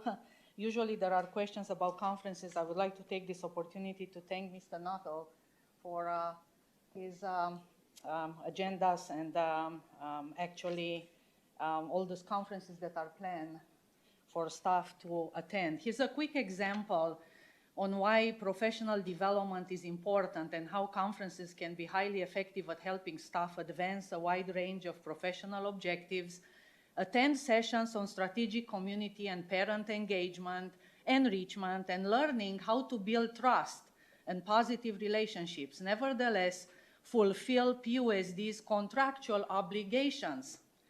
A couple of your staff conferences fall under student well-being, mental health, or student wellness. Under your student wellness nutrition guidelines and education sections G and JL, it states that you, the board, have as primary goal the engagement of family, community members, students, governing board in the development and regular review of this wellness policy. By the way, board comment section would be a great opportunity for you to share about your commitment to student wellness in Peoria in general. For example, how are you providing an environment that promotes and protects children's health, supporting healthy eating and physical activity? School districts in Alabama form a wellness alliance following the CDC model, whole child, whole schools, whole communities, that is student-centered and emphasizes the connection between health and academic achievement. For example, serving organic meals in schools. It's not about the boogeyman coming to inject kids. It's readdressing the physical activity time. Some parents say that it is not the school's job to get involved with anything else but English and arithmetic. But many parents do not pack their children homemade or good quality lunches, as I always do. Obviously, many parents do rely on school cafeterias to feed their kids. So in my example, your staff will return from the conferences well equipped with more strategies to promote collaboration and more strategies for us all, board, superintendent, cabinet, interested parents, on how to work together to provide feedback, ideas, changes, revisions to enrich the student wellness guidelines component and even align it with CDC model. And then you can update your community on progress during your board comment section. Mens sana in corpore sano, healthy minds in healthy bodies for every child, every day, so they can be fit mentally and physically to shape tomorrow. Thank you. Thank you, Ms. Templeson. Board members, question, comments on 8.1 travel requests. President Prodvick. None for me. Dr. Sorensen. No, sir. Mrs. Rooks. I'm just going to reiterate that I have seen many conferences with the approach of mental health, and I know that this is mental health demonstration grant. That's what it was, I guess, in collaboration with, that we've been utilizing intern social workers in our schools. Again, we've had parents come and speak on this where their child was affected, where a social worker was talking to their kid without their consent, to where they pulled their kid from school. So I just think that we are overstepping a boundary of stepping into the world of mental health, and there is a difference between mental health and making sure that kids eat in the cafeteria food. What we're talking about with this conference is trying to come up with, it talks about best practices. Who decides best practices? The psychiatrist, the psychologist? That's best practices are supposed to be outside of the schools in a controlled environment, in a psychology office, a psychiatry office. It is not supposed to be the school's responsibility to provide mental health best practices or mental health therapy or mental health discussions. Like, at some point, we do need to get back to conferences on reading, math. I would love to see more of those conferences. That's all I've seen in the past year, is this whole multi-tiered system of support, positive behavior interventions. I've already made it very clear. I think that we are dipping into a complex issue of behavior, and that is not our role to dissect behavior interventions. And like, I just think we are losing our focus. And if you help the kids in the classroom learn those academic concepts, a lot of those things that you are seeing are going to start trending backwards. They are going to feel more confident in their learning environment. So I pulled this because I did not support the #1 out-of-state travel request to the National Center on Safe and Supportive Learning Environments. It's the mental health demonstration grant. I think that we're doing too much of that. And I think that we need to refocus back on the side that we're missing out right now, which is academics. So I know I'll probably be the only one, but I know I wanted to pull it and speak my mind. Yeah, Ms. Rex, I do believe, so there are 2 items that were removed from consent. 8.2 is the one that's tied to the school social worker, mental health counselor contracts, which will hit next on the agenda. Yes, I'm aware of that. I was speaking to the travel request. Yes, #1, that there seems to be an overall theme of all these conferences on mental health, and I just think that is outside of our scope as a school district. I think that we're overstepping, so that's why I wanted to bring up this conference. I don't support conferences. It's too many. I don't know how many we did last year, but it seemed like I was pulling them off of every single board meeting because it was like mental health conference, where's the math conferences? Where's the reading intervention conferences? I just think that we've had parents come to the podium talking about that we're trying to overstep and step into their child's mental health needs, and they say that is not our business. So I just think we need to take a step approach back and really put on what is our focus this year, which is academics. Our kids are struggling learning how to read and do math. So that's why I pulled that, and I knew that that was 8.1 with staff travel. Fair enough. Thank you. Thank you, Ms. Rooks. Mrs. Ewing, questions, comments to 8.1? I just would like to make a clarification.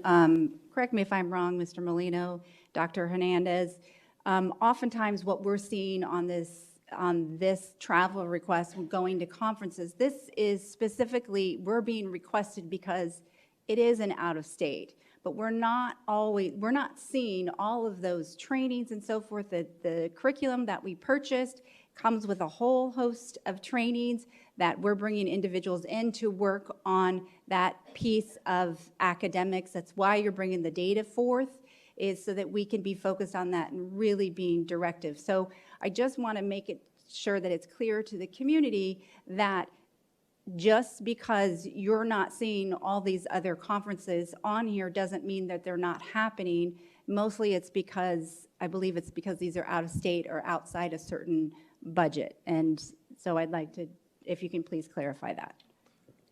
President Proudfoot, Mrs. Ewing, that is correct. And for this grant, as Cabinet reviewed it over the last 2 to 3 weeks as we were adding it to the agenda, when the school district accepted the mental health demonstration grant, one of the requirements is for the 2 staff members to attend this yearly conference. So we did ask Mr. Nuttall to contact the director of the conference, and he spoke with them. And the reason the last 2 or 3 years this conference has been virtual, and this is the first year that is back in person.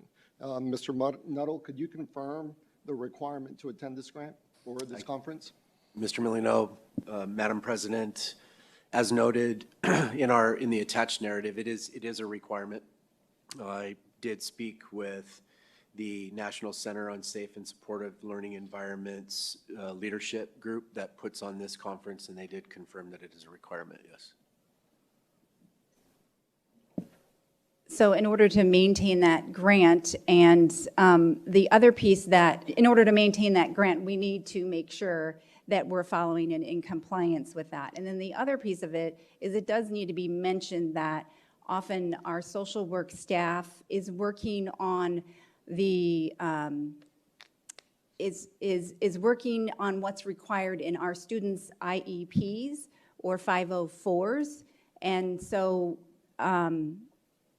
there are items in there that are required. And so it is important that we are working on student achievement. It is absolutely imperative that we make sure that we are meeting all of our students' needs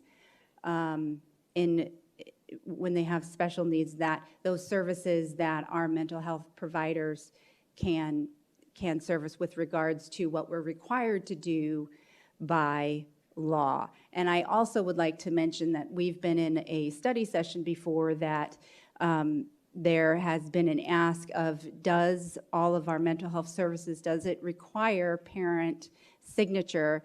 And in fact, it was clarified it does. And I believe, Mr. Molino, you can correct me if I'm wrong on this, Mr. Nuttall, is that we do have a process that if that is not followed, that that the appropriate next steps happens with regards to that. So I think it needs to be very clear. And I've asked on campuses kind of how that process works, and immediately the parents are contacted out is what I've been made aware of.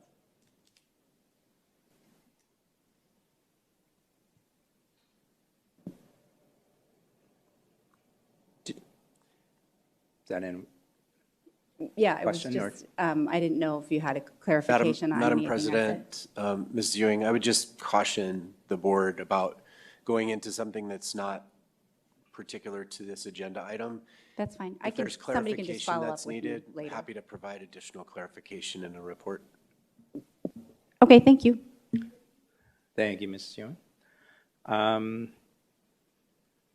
I don't have any further questions, comments tied to this line item either. That said, I do need a motion to approve 8.1 staff travel requests. I will motion to approve 8.1 staff travel request. I'll second that. Ms. Donner, we have a motion made by Mrs. Ewing and a second made by myself. If you can run us through a voice vote, please. Mr. Sandoval? Yes. Dr. Sorensen? Yes. Mrs. Rooks? No. Mrs. Ewing? Yes. President Proudfit? Yes.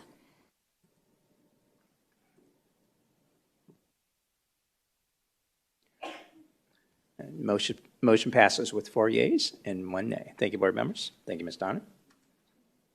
All right, moving on to 8.2, the reissuance of school social worker / mental health counselor contracts to those who have ADE standard school counselor certificate. Mrs. Ricks, I think you pulled this one. Yeah. Yeah, I had some clarifications, I guess, on it because I want to make sure that I guess I just want to better understand what happened last year, because I know this is like our second year in this. And how did we come about of 9 employees having a contract as, I believe it was the mental health counselor, but yet we applied for them as a school social worker. So I'm just trying to understand what happened last year versus like the previous year. Thank you, Ms. Fesley. Thank you, President Proudfit and members of the board. If you remember, a couple of years ago when we started with our social workers, you had to choose either going with social workers or school counselors. The governing board approved at that time to move forward with social workers. And so we could only hire individuals that had an ADE certificate that stated social worker. And then last year, ADE Grants Management Division opened it up to say that we could hire either someone that has a social worker certificate or a school counselor certificate to work in the role of school counselor mental health. And that's when we brought that name change to you last year. So we are calling it social worker - school counselor mental health. And these 9 individuals have an ADE certificate that has school counselor. That's the same certificate that our high school counselors have. But in order to work in the role of the elementary school and within the grant, the contract had to have the same name that matches their ADE certificate. So when we polled and we created contracts last year, we had gone into our vision system. We changed the description to say social worker, school counselor mental health. When we polled our contracts pulled from a different area. It pulled from something that we call position type. And that position type in our vision system said social worker, which printed on the contracts. And so in order for us to be compliant, ADE provided notice around December 15th that we would need to be in compliance with these 9 individuals that have the school counselor cert. We also have several people that have both the social worker cert and the school counselor cert. So many of these that have the school counselor cert, they also have to have 1 year working within a school district in order to also get their social worker ADE certificate. And that's what many of them are working towards. So they'll have both certifications, hopefully by the end of their first year working in a public school district. So in order to meet the grant requirements, we're requesting tonight that we're bringing these 9 back. These 9, we've already approved their contracts last March. And ADE would like us to reissue those contracts that has that description that says social worker, school counselor, mental health. They have informed us that they will accept that, but that needs to be on their contract. Thank you for clarifying. I appreciate that, Ms. Fesley. That was the Absolutely. only Thank you. questions I had. Okay. Thank you, Ms. Ricks. Any other questions, comments, Mrs. Ewing? No? Mr. President Proudfit? Dr. Sorensen, any questions, comments tied to 8.2, sir? No, sir. All right, I don't have any either, so I do need a motion to approve the reissuance of 2023-2024 contracts to those individuals who hold an Arizona Department of Education Standard School Counselor Pre-K through 12 certificate and who are serving in the role of school social worker / mental health counselor in order to meet the guidelines of the ADE school mental health grant that funds these positions. I will motion to 8.2 for the reissuance of school social worker, mental health counselor contracts to those who have the Arizona Department of Education Standard School Counselor Certificate. I'll second that. Ms. Donner, we have a motion made by Mrs. Ewing and a second made by myself. If you can run us through a voice vote, please. President Proudfit, Yes. Mrs. Ewing, Yes. Mrs. Rooks, Abstain. Dr. Sorensen, Yes. Mr. Sandoval. Yes.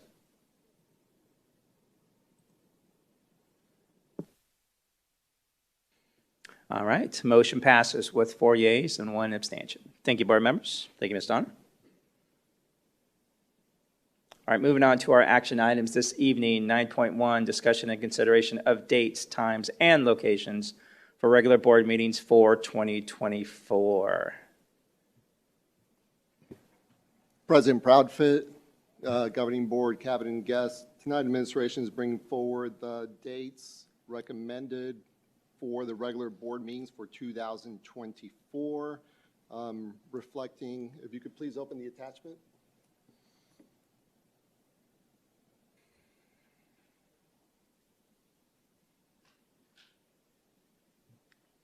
Thank you. Reflecting Thursdays as being the norm. On May 20th, it would be a Monday because of high school graduations and 8th grade promotions. The meetings in June and July during the 410s work schedule for the classified employees that support the governing board meetings, those will be held on Wednesday evenings instead of Thursdays. And then the first governing board retreat of 2025 will be Thursday, January 2nd, with the first regular board meeting of 2025 being Thursday, January 9th, 2025. Administration recommends that the board approve this calendar. Thank you, sir. I know Dr. Sorensen and Mrs. Rooks were unable to attend that retreat, so I'm going to ask them first. Any questions, comments, Mrs. Rooks, on the calendar? No questions or comments, thank you. Dr. Sorensen? No, sir. All right. I know I asked all my questions and comments, or had all my questions and comments at the retreat. I don't have any additional. President Proudfit? Same thing. I asked my questions at the retreat. Mrs. All right. All right. No questions, comments. I do need a motion to adopt the calendar of governing board meetings for the 2024 calendar year as presented. I will motion to adopt the calendar of governing board meetings for 2024 calendar. I'll second that. Ms. Donner, we have a motion made by President Proudfit and a second made by myself. Can you run us through a voice vote, please? Mr. Sandoval, Yes. Dr. Sorensen, Yes. Mrs. Rooks, Yes. Mrs. Ewing, Yes. Mrs. Proudfit. Yes.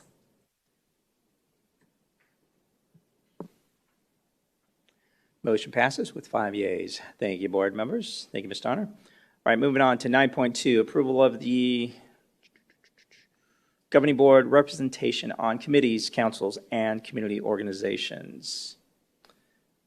Ms. Airy, any further? Go ahead. President Proudfit, members of the board, this is an item that we bring forward every year to allow the governing board to be more engaged in some of the regular activities that happen here around the district, committees, councils, advisories, meetings. And so we have a list that I believe we'll be pulling up for you that Mrs. Donner has revised for us based on the governing board's discussion earlier this evening that demonstrates where we have discussed having you get a little bit more plugged into our district. And so we're pleased to have you represented in a number of these important areas in our district and recommend that you approve it as presented. President Proudfit, members of the governing board, the attachments place in executive content. We're trying to see if we can switch it so that the public can see it.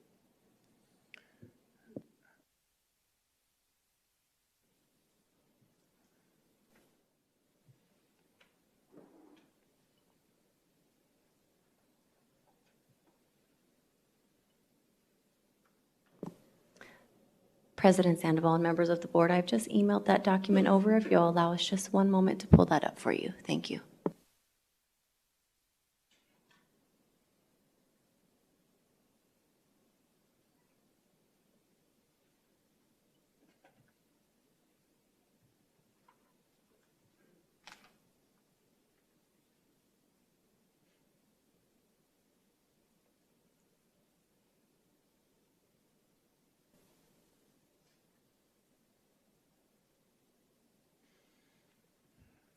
Board members, any further questions or comments tied to this listing, President Proudfit? I'll just say that I'm really happy on how excited and motivated and committed that the board is to attending these, and that we had several of the board members express interest across all of them, and I just appreciate all of that interest and commitment to the district. Thank you for that, Mrs. Ewing. Mrs. Rooks? Yeah, I'm excited for the new year, so looking forward to it. Very good. Dr. Sorensen, any further questions, comments tied to the committee representation of the board? No, sir. All right. Yeah, it looks like what we discussed earlier, so I don't have any further questions or comments either.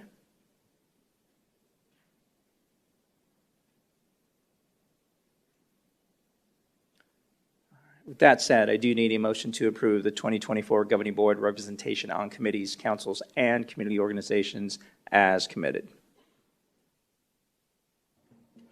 I will motion to approve the committees as presented.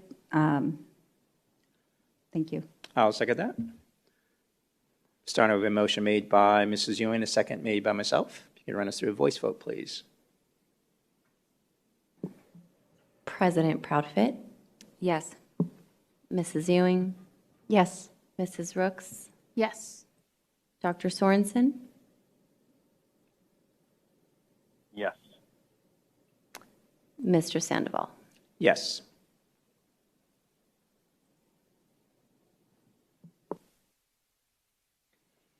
All right, motion passes with 5 yeas. Thank you, board members. Thank you, Ms. Donner. All right, moving on to 9.3, intergovernmental agreement between Arizona Department of Education and Peoria Unified School District for student tutoring services. Dr. Hernandez, welcome. Thank you. Good evening, President Proudfit, members of the board, cabinet, and guests. This evening's item is bringing forward the district's request to participate in the Arizona Department of Education's Achievement Tutoring Program. Last fall, Superintendent Tom Horn announced the opportunity to support tutoring with remaining state ESSER dollars. Initially, the program would only be offered to grades 1 through 8 for students who tested below proficiency in reading, writing, and math on the AASA, and those students who are not eligible for another existing support service provided by the Arizona Department of Education. However, ADE has since removed the proficiency requirement and now has announced the program will be open to all grade levels. When ADE releases an updated agreement, we will come before you again for kindergarten and 9 through 12. For this evening's item, we're asking to participate in grades 1 through 8.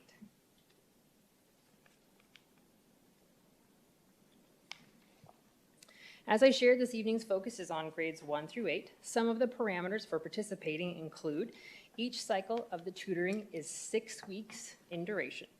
Each tutoring session may only be 30 to 60 minutes long. It may not exceed 4 days a week, and it must be limited to no more than 3 students. Students may only participate in 1 tutoring session per 6-week session. However, tutors are able to offer more than 1 session. ADE was able to begin its tutoring sessions with vendor support, so session 1 for them was concluded in December of 2023. The second session will begin next week. Pending board approval this evening, our intent is to participate in session 3. The Arizona Department of Education has not specified an exact date for that start, but we do anticipate early March. Students will be required to complete a pre and post assessment that will be given for grades 1 through 8. The Arizona Department of Education has selected an assessment that's platform is through Focal Point. The content in the sessions must be aligned to Arizona state standards. Attendance will be monitored. Students who are absent for more than 3 sessions will not be allowed to continue. And parents will be notified of this opportunity through Parent Square and will be communicating with our teachers through the Peoria Insider about this opportunity. And finally, specific to funding and compensation, as mentioned, this opportunity is funded through ADE's ESSER dollars. Teacher tutors will be compensated at $40 per hour. Additionally, specific to grades 1 through 8, if half a year's growth is achieved as measured by the program's assessment, a $200 per student compensation would be available to the teacher tutor. And at this time, administration requests board approval to agree to the IGA between ADE and Peoria Unified for student tutoring services. And I'd be available for any questions should you have any. Thank you very much for that great presentation. Is there any board comments or questions? Mrs. Ewing? No, I asked all of my questions in an email prior to this. I'm happy to see that this is being offered out to our students to just have that extra support in achieving their as much academic success as they can. I appreciate it. Thank you. Mrs. Rooks? I just had one question. I'm really excited about this though, but the 3 absences slide, is that, I'm just thinking health-wise, if a child is sick, how does that play in? Does like a parent need to kind of have, I don't know, a doctor's note or something to make sure like, or is there a makeup day type of thing? I don't know, I was trying to figure out that part there. President Profit, Mrs. Rooks, because this is orchestrated through the Arizona Department of Education, when the teachers express interest, we'll perform training for them, support through the Arizona Department of Education, and those specific questions are guided through them because they are coordinating all of this work. Okay, all right, thank you. Oh, yes. Bill Sorensen, do you have any comments or questions? I do not. Thank you. Mr. Sandoval? I do not. Thank you. I just wanted to say, very, very excited. I know many of our dedicated teachers are already doing a lot of tutoring, and so it's very exciting to see compensation for those teachers who are doing the tutoring, and of course, any opportunity to further the education of our students who might need a little extra help is wonderful.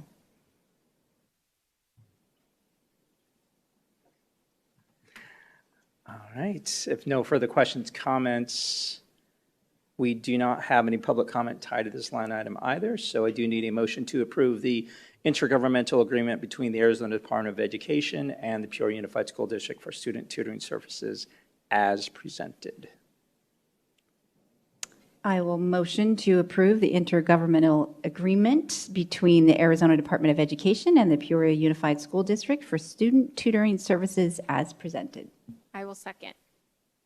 Ms. Donner, we have a motion made by Mrs. Ewing and a second by Mrs. Rooks. If you can run us through a voice vote, please. Mr. Sandoval? Yes. Dr. Sorensen? Yes. Mrs. Rooks? Yes. Mrs. Ewing? Yes. President Proudfit? Yes.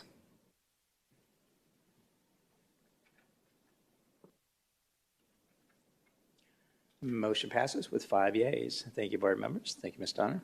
All right, moving on to 9.4, 2023-2024 Performance Pay System for Certified Employees, Administrators, and Classified Employees. Student Support Services in parens. Ms. Fesley, welcome. Good evening, President Profit, members of the board. Tonight, we are bringing forward, again, our performance pay review, and it is a statutory requirement that we bring this every year for our certified staff. We do have proposed plans for both certified teachers, site-based administrators, district administrators, and if you remember, last year we brought on the newly eligible student support services staff. Those are those staff members that are classified in the 2100 function code.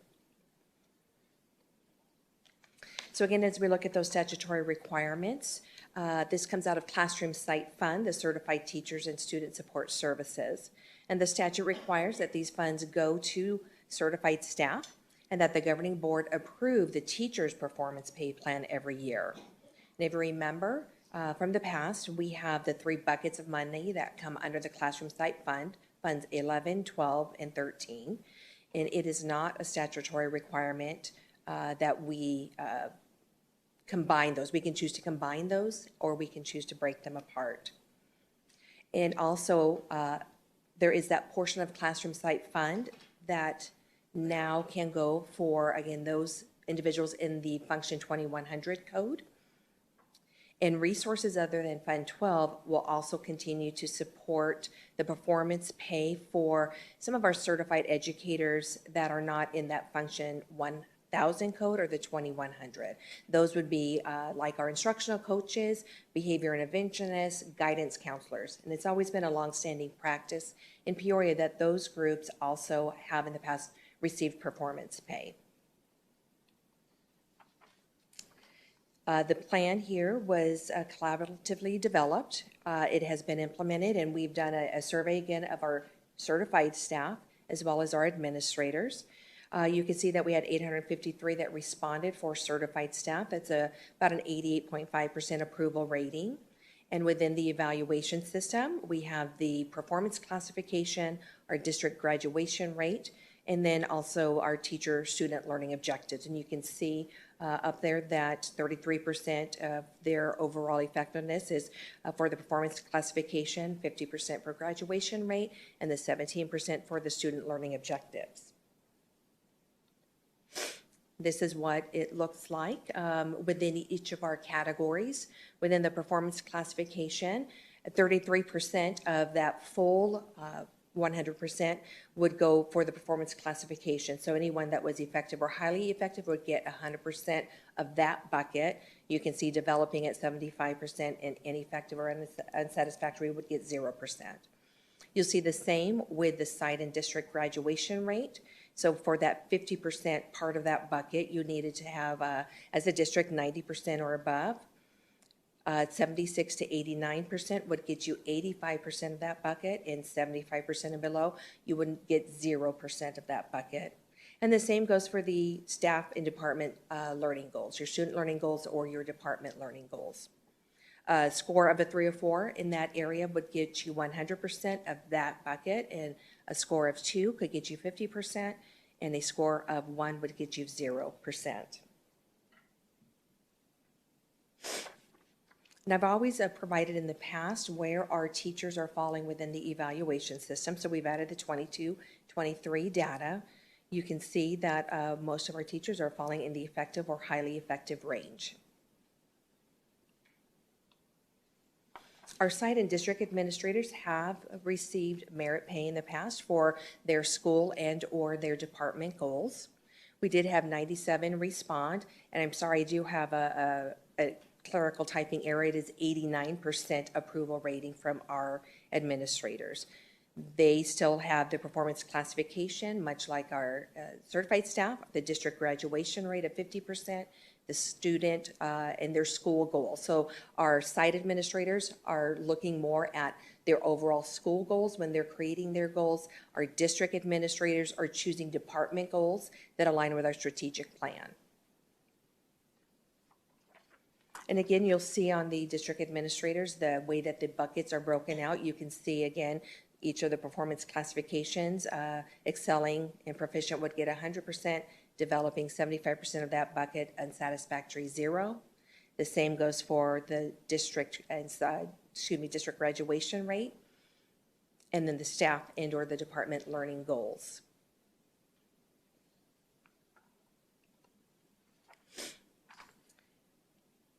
Here you'll also see our administrator effectiveness labels for the 22-23 school year.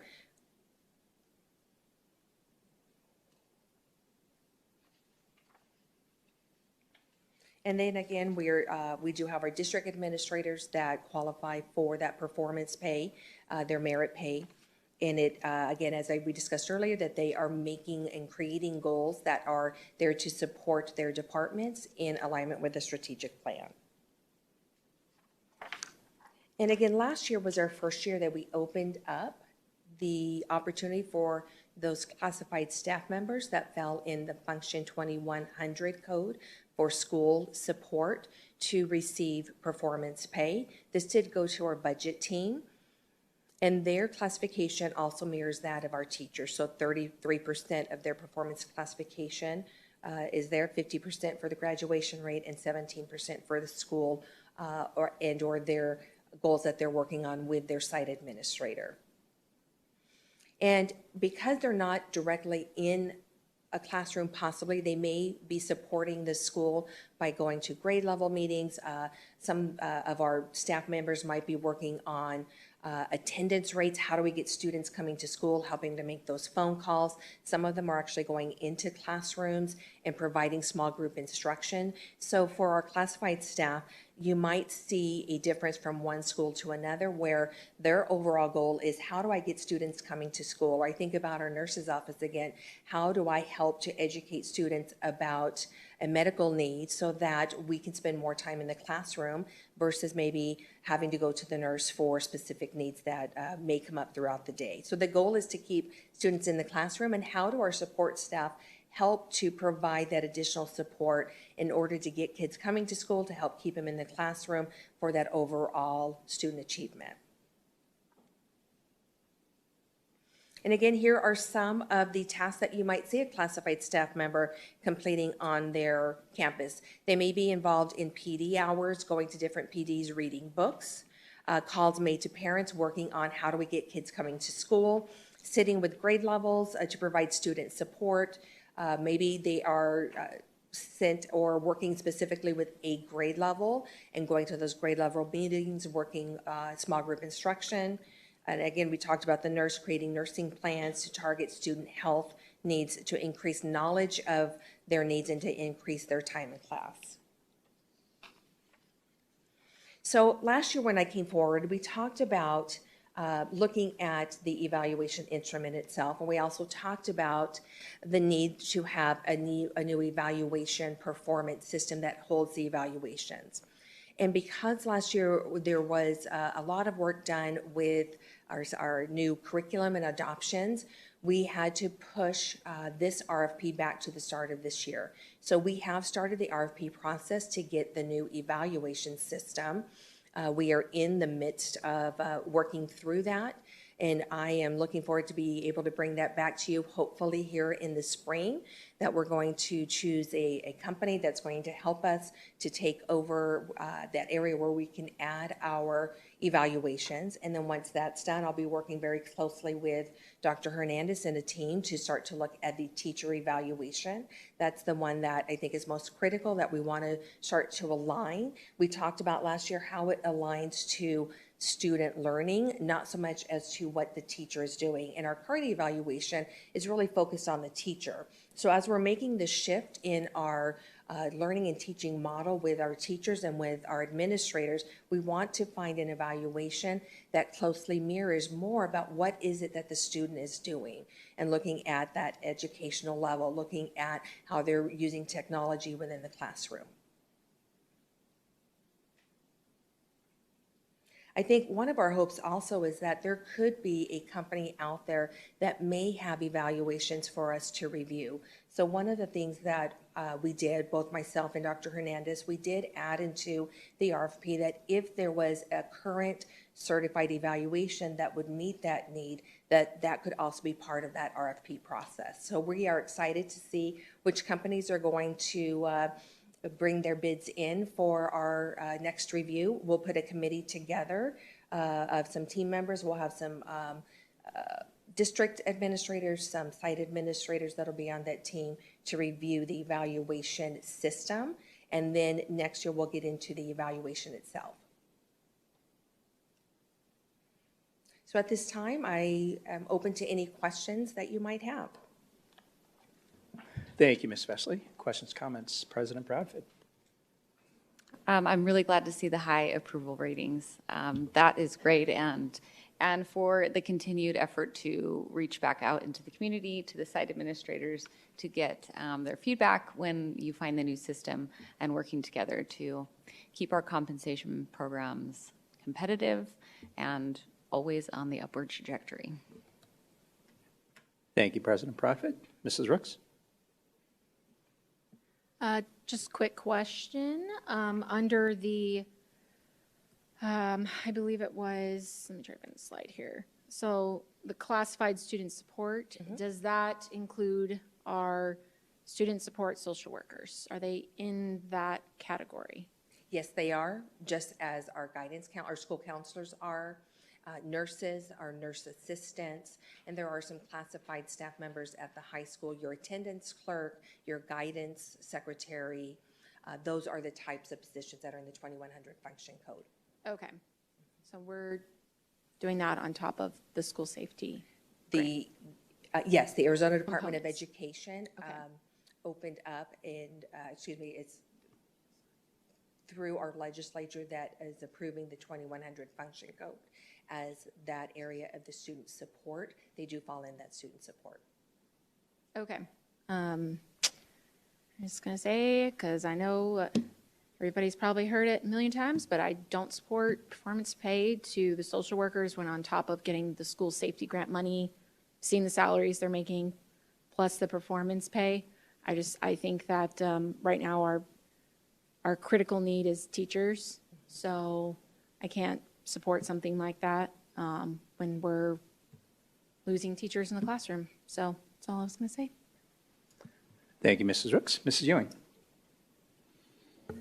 Thank you. So a little bit of logistics question. So for anyone reviewing this PowerPoint from before, is there a way to correct that? So it shows on that slide 7, that higher approval rating. So that is, employees are reviewing it. They're like, what do you mean? It's only 9% approval rating. So that when that goes out to the community that so that's just a thing. So I want to make sure that they see we're doing our due diligence.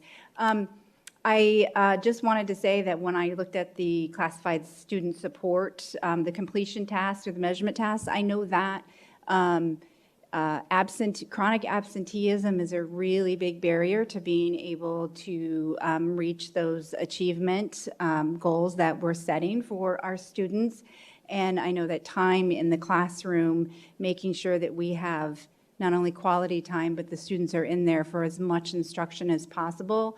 And I know that takes more than just a teacher. It takes a lot of community. So, and I can appreciate that all of the requirements, all of the things that these staff are doing, I can see how they're aligned with our strategic plan as well, to making sure that our students have the opportunity to have some academic success. So I really appreciate that. And I believe we had talked about the, sometimes with this particular payment system, it helps to reduce the, I forget the term for it, but when people are new hires are hired in and what compression, that I thought that was part of bringing this forward, was to help manage that compression. Thank you, Ms. Ricks, for that. Within an individual's, a teacher or certified staff member's full salary, you have the base salary, you have Fund 11, Fund 13, and then you also have the gaming, Fund 21. So together it creates a person's salary. So those those new groups of individuals in the Function 2100 code, they did get additional compensation that is coming out of those buckets. So yes, that is correct.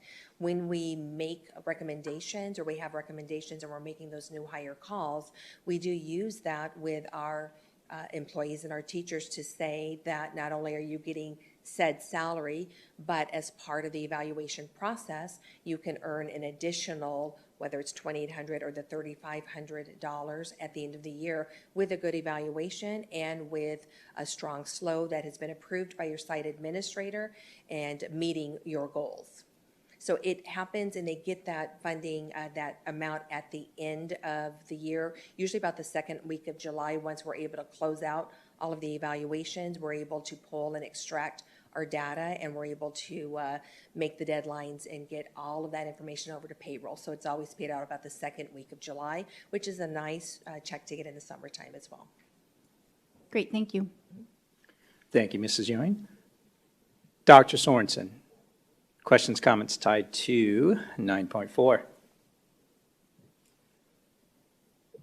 I support the idea of expanding the performance pay. I think anytime in education, one of our biggest challenges is quantifying and measuring effectiveness when there are so many variables that go in to student learning.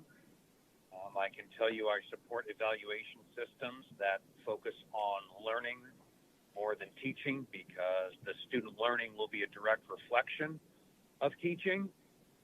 The dangers in that is if we're going to set goals on proficiency only, if we're going to set goals that don't truly measure student growth and learning, I think that's one of the challenges of the concept of merit-based pay.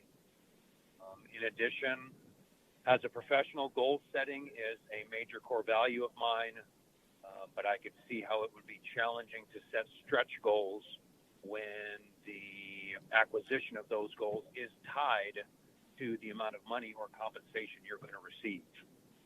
But I do appreciate our district's efforts in evaluating and really thinking differently about how we compensate and evaluate our human capital. So, thank you. Thank you, Dr. Sorensen. Yeah, I'm going to piggyback on that a little bit. I mean, you know, it's been said many times, it takes a village, right? So I do appreciate that this performance pay system is inclusive of our employee groups, understanding that they all have an impact on student success, student achievement. So thank you for that. And I do appreciate the continuous improvement mindset on understanding that this may be a good time to adapt this system with just shifts in, you know, teaching and learning and shifts in, you know, potential legislation. So yeah, you know, just thank you for continuing to innovate and making sure that all that we do in Peoria Unified is relevant to not only our students and families, but our associates. So thank you for that. Before we get into a vote, we do have one public comment tied to this, Ms. Fesley, and that comes from Ms. Trina Berg. Welcome.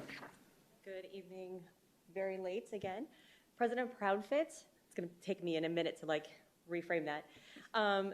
Members of the board, cabinet, as president of Peoria Education Association, I ask that you vote to approve our current performance pay plan. As you saw, it is very well received by our employees at this time. And just to keep it very short, I look forward to working with the district as we move forward to change and improve our both evaluation system and performance pay system. Thank you. Thank you, Ms. Berg. All right, board members. Ms. Fesley, anything else? No, sir. All right. If no further questions or comments, I do need a motion to approve the performance pay system for certified employees, administrators, and classified student support employees for the 2023-2024 school year as presented. I will motion to approve the performance pay system for certified employees, administrators, and classified student support employees for the 2023-2024 school year as presented. I'll second that. Ms. Donner, we have a motion made by Mrs. Ewing, a second made by myself. You can run us through a voice vote, please. President Proudfit? Yes. Mrs. Ewing? Yes. Mrs. Rooks? Yes. Dr. Sorensen? Yes. Mr. Sandoval? Yes. Motion passes with 5 yeas. Thank you, board members. Thank you, Ms. Donner. Thank you. Thank you, Ms. Fesley. All right, moving on to 9.5, approval to appoint an ASBA legislative delegate to represent the Peoria Unified School District at the Arizona School Board Association business meetings. Ms. Airy, you're listed on this one for any further information that you want to provide. President Proudfit, members of the board, we are bringing this forward for your consideration. Should you choose to send someone to be able to cast a vote representing the Peoria Unified School Districts as members of the Arizona School Boards Association. Is there, I don't know if there's any is there anybody or that has information on the, I guess, the role and responsibility of this seat, or? I thought we had a printout. And I know Mrs. Rooks and Dr. Sorensen weren't at our last meeting, so it may be helpful. President Sandoval, we covered that information during the governing board retreat. I'll pull it up here in a little bit.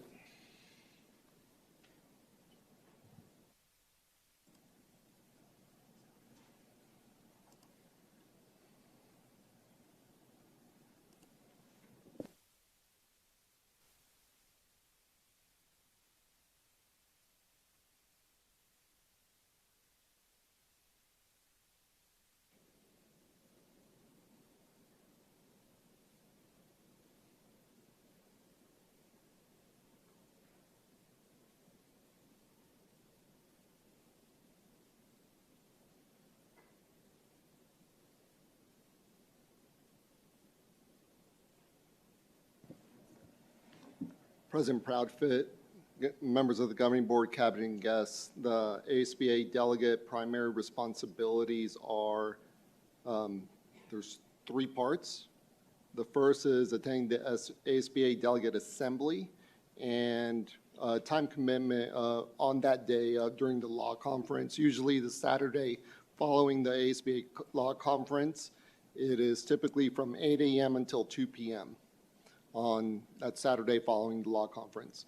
Then there's the ASBA annual membership meeting, and that's usually about a 90-minute commitment. And then following, there is an ASBA county meeting that alternates between Maricopa and Pima counties, and it's usually every other year, and that's a 2-hour commitment.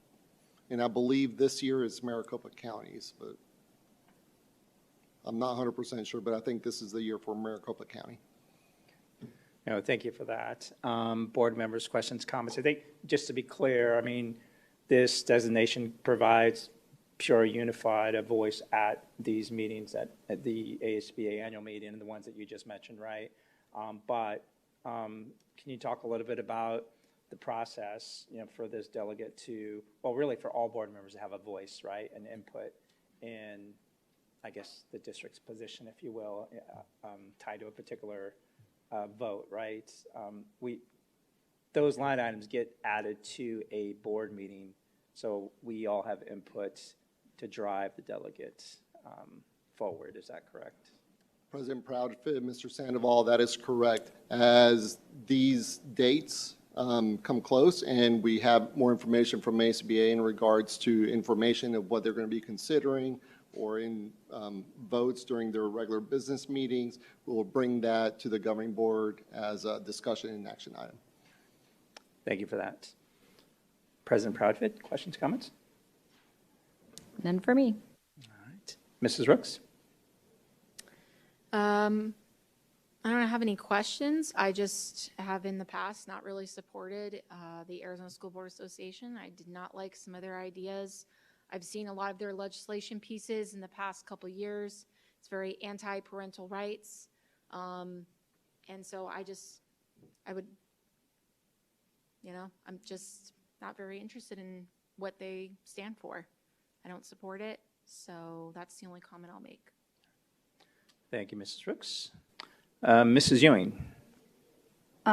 So one of the things with the this is I do think it's really important that Peoria have a voice.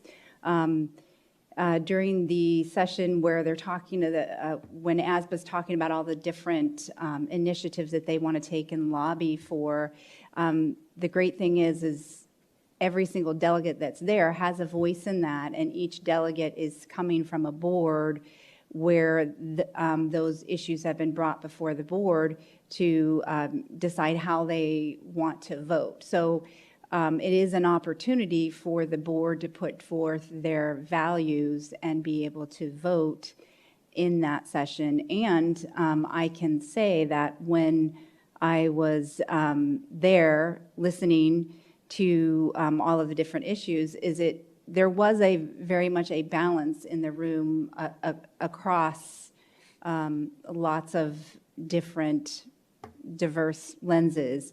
And I really think it would be a good opportunity for us to have a delegate there, to have a voice, because we are one of the top largest districts, and it's really important for us to be advocating for our students and our staff and on behalf of our community, and to come to agreement and collaboration on where our values stand. Thank you. Thank you, Mrs. President Proudfit, if I may reiterate, I already have a voice and I use it, and I have built partnerships with other legislation members and Senate members, and I will make sure that I advocate for the students in this district and their parents and the staff with those members. They have no problem listening to my voice.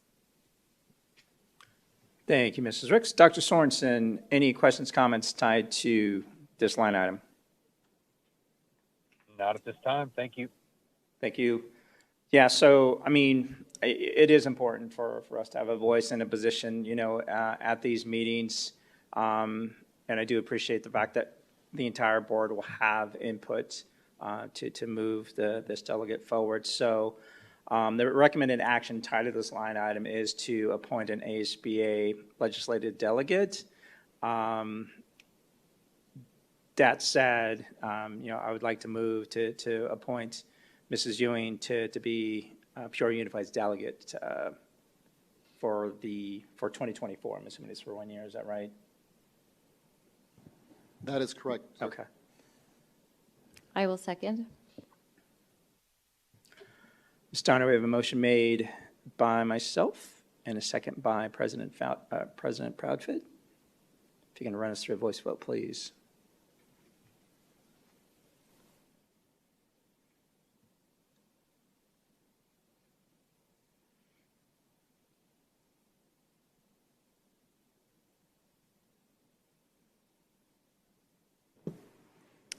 Mr. Sandoval? Yes. Dr. Sorensen? Yes.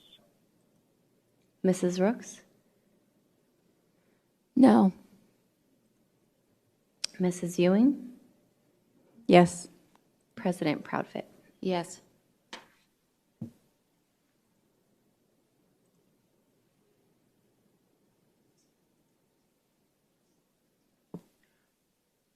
All right, motion passes with 4 yeas and 1 nay. Thank you, board members. Thank you, Ms. Donner. All right, we do not have any discussion items for this evening, so we'll move down to section 11, our informational reports.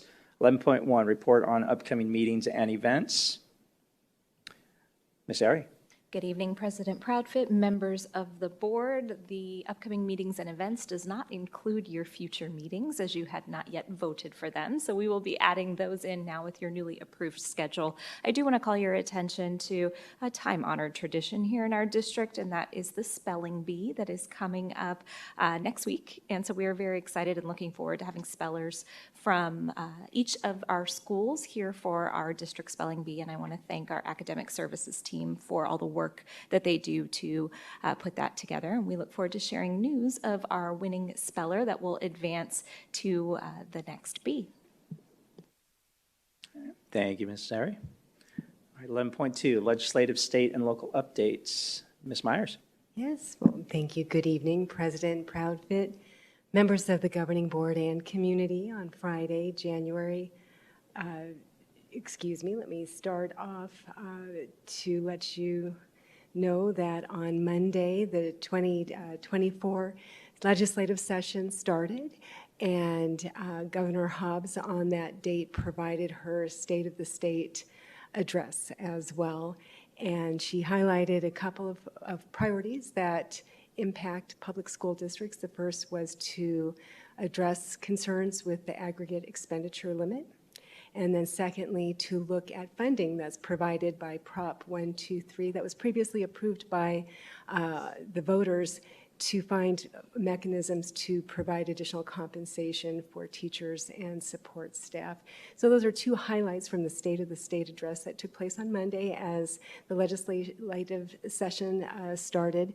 That full State of the State address can be found on the governor's website. In addition, on Friday, she is going to release her executive budget. And of course, throughout the legislative session over the next several months, administration will be bringing forward updates and reports along the way. And for tonight, that concludes my report. Thank you. Thank you, Ms. Myers. Moving on to 11.3, Budget Facilities Planning and Construction Reports. These reports are on our website for your viewing at your convenience. 11.4, District Budget Report for the month of November 2023, also on our website. 11.5, District Enrollment Reports for the month of November 2023, also on our website. Moving down to Section 12, Other Business. 12.1, Board Member Opportunity to readdress agenda items.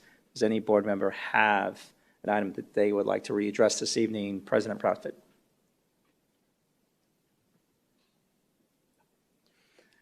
Dr. Sorensen. Yes.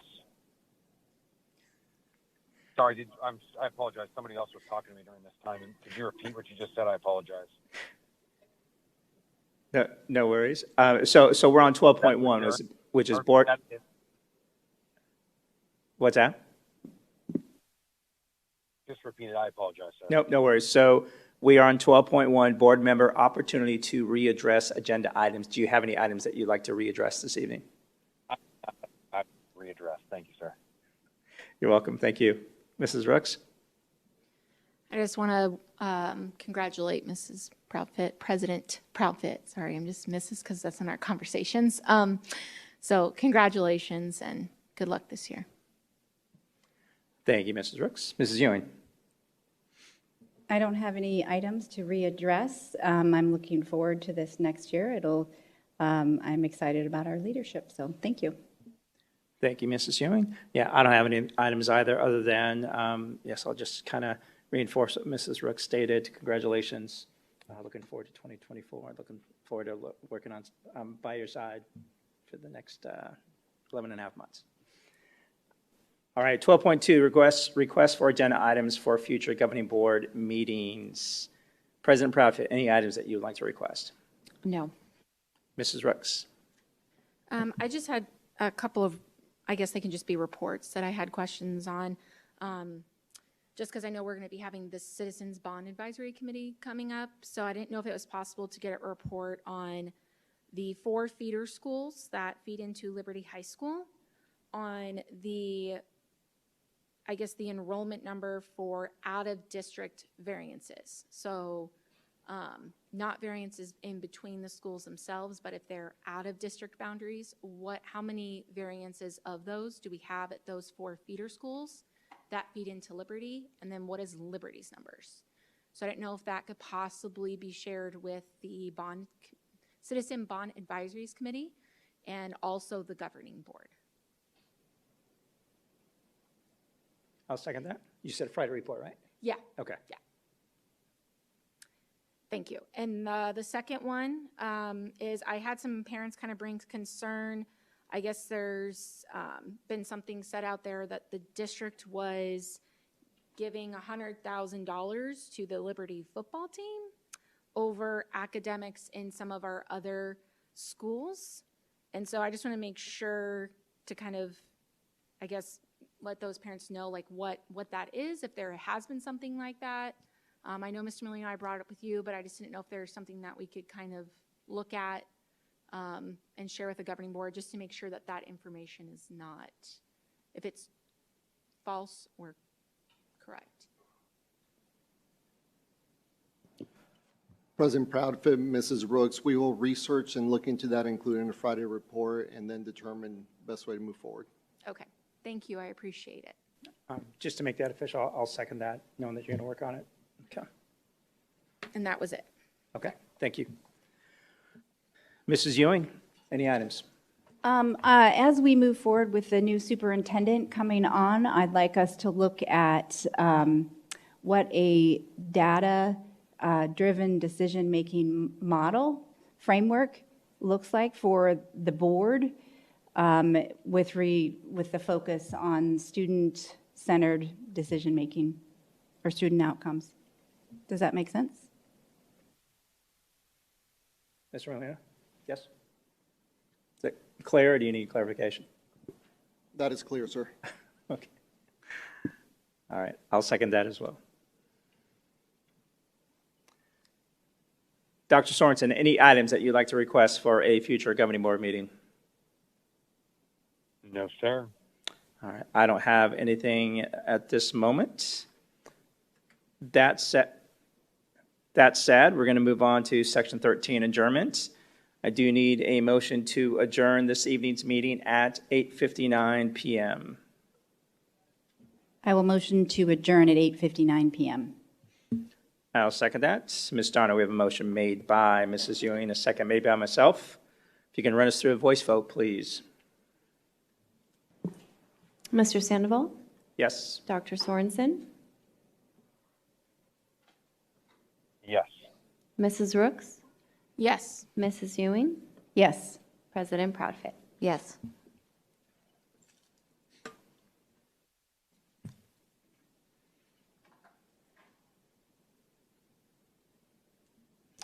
And motion passes with 5 yeas. Thank you, board members. Thank you, community. Thank you, cabinets. Have a great evening. See you next time. Stay safe.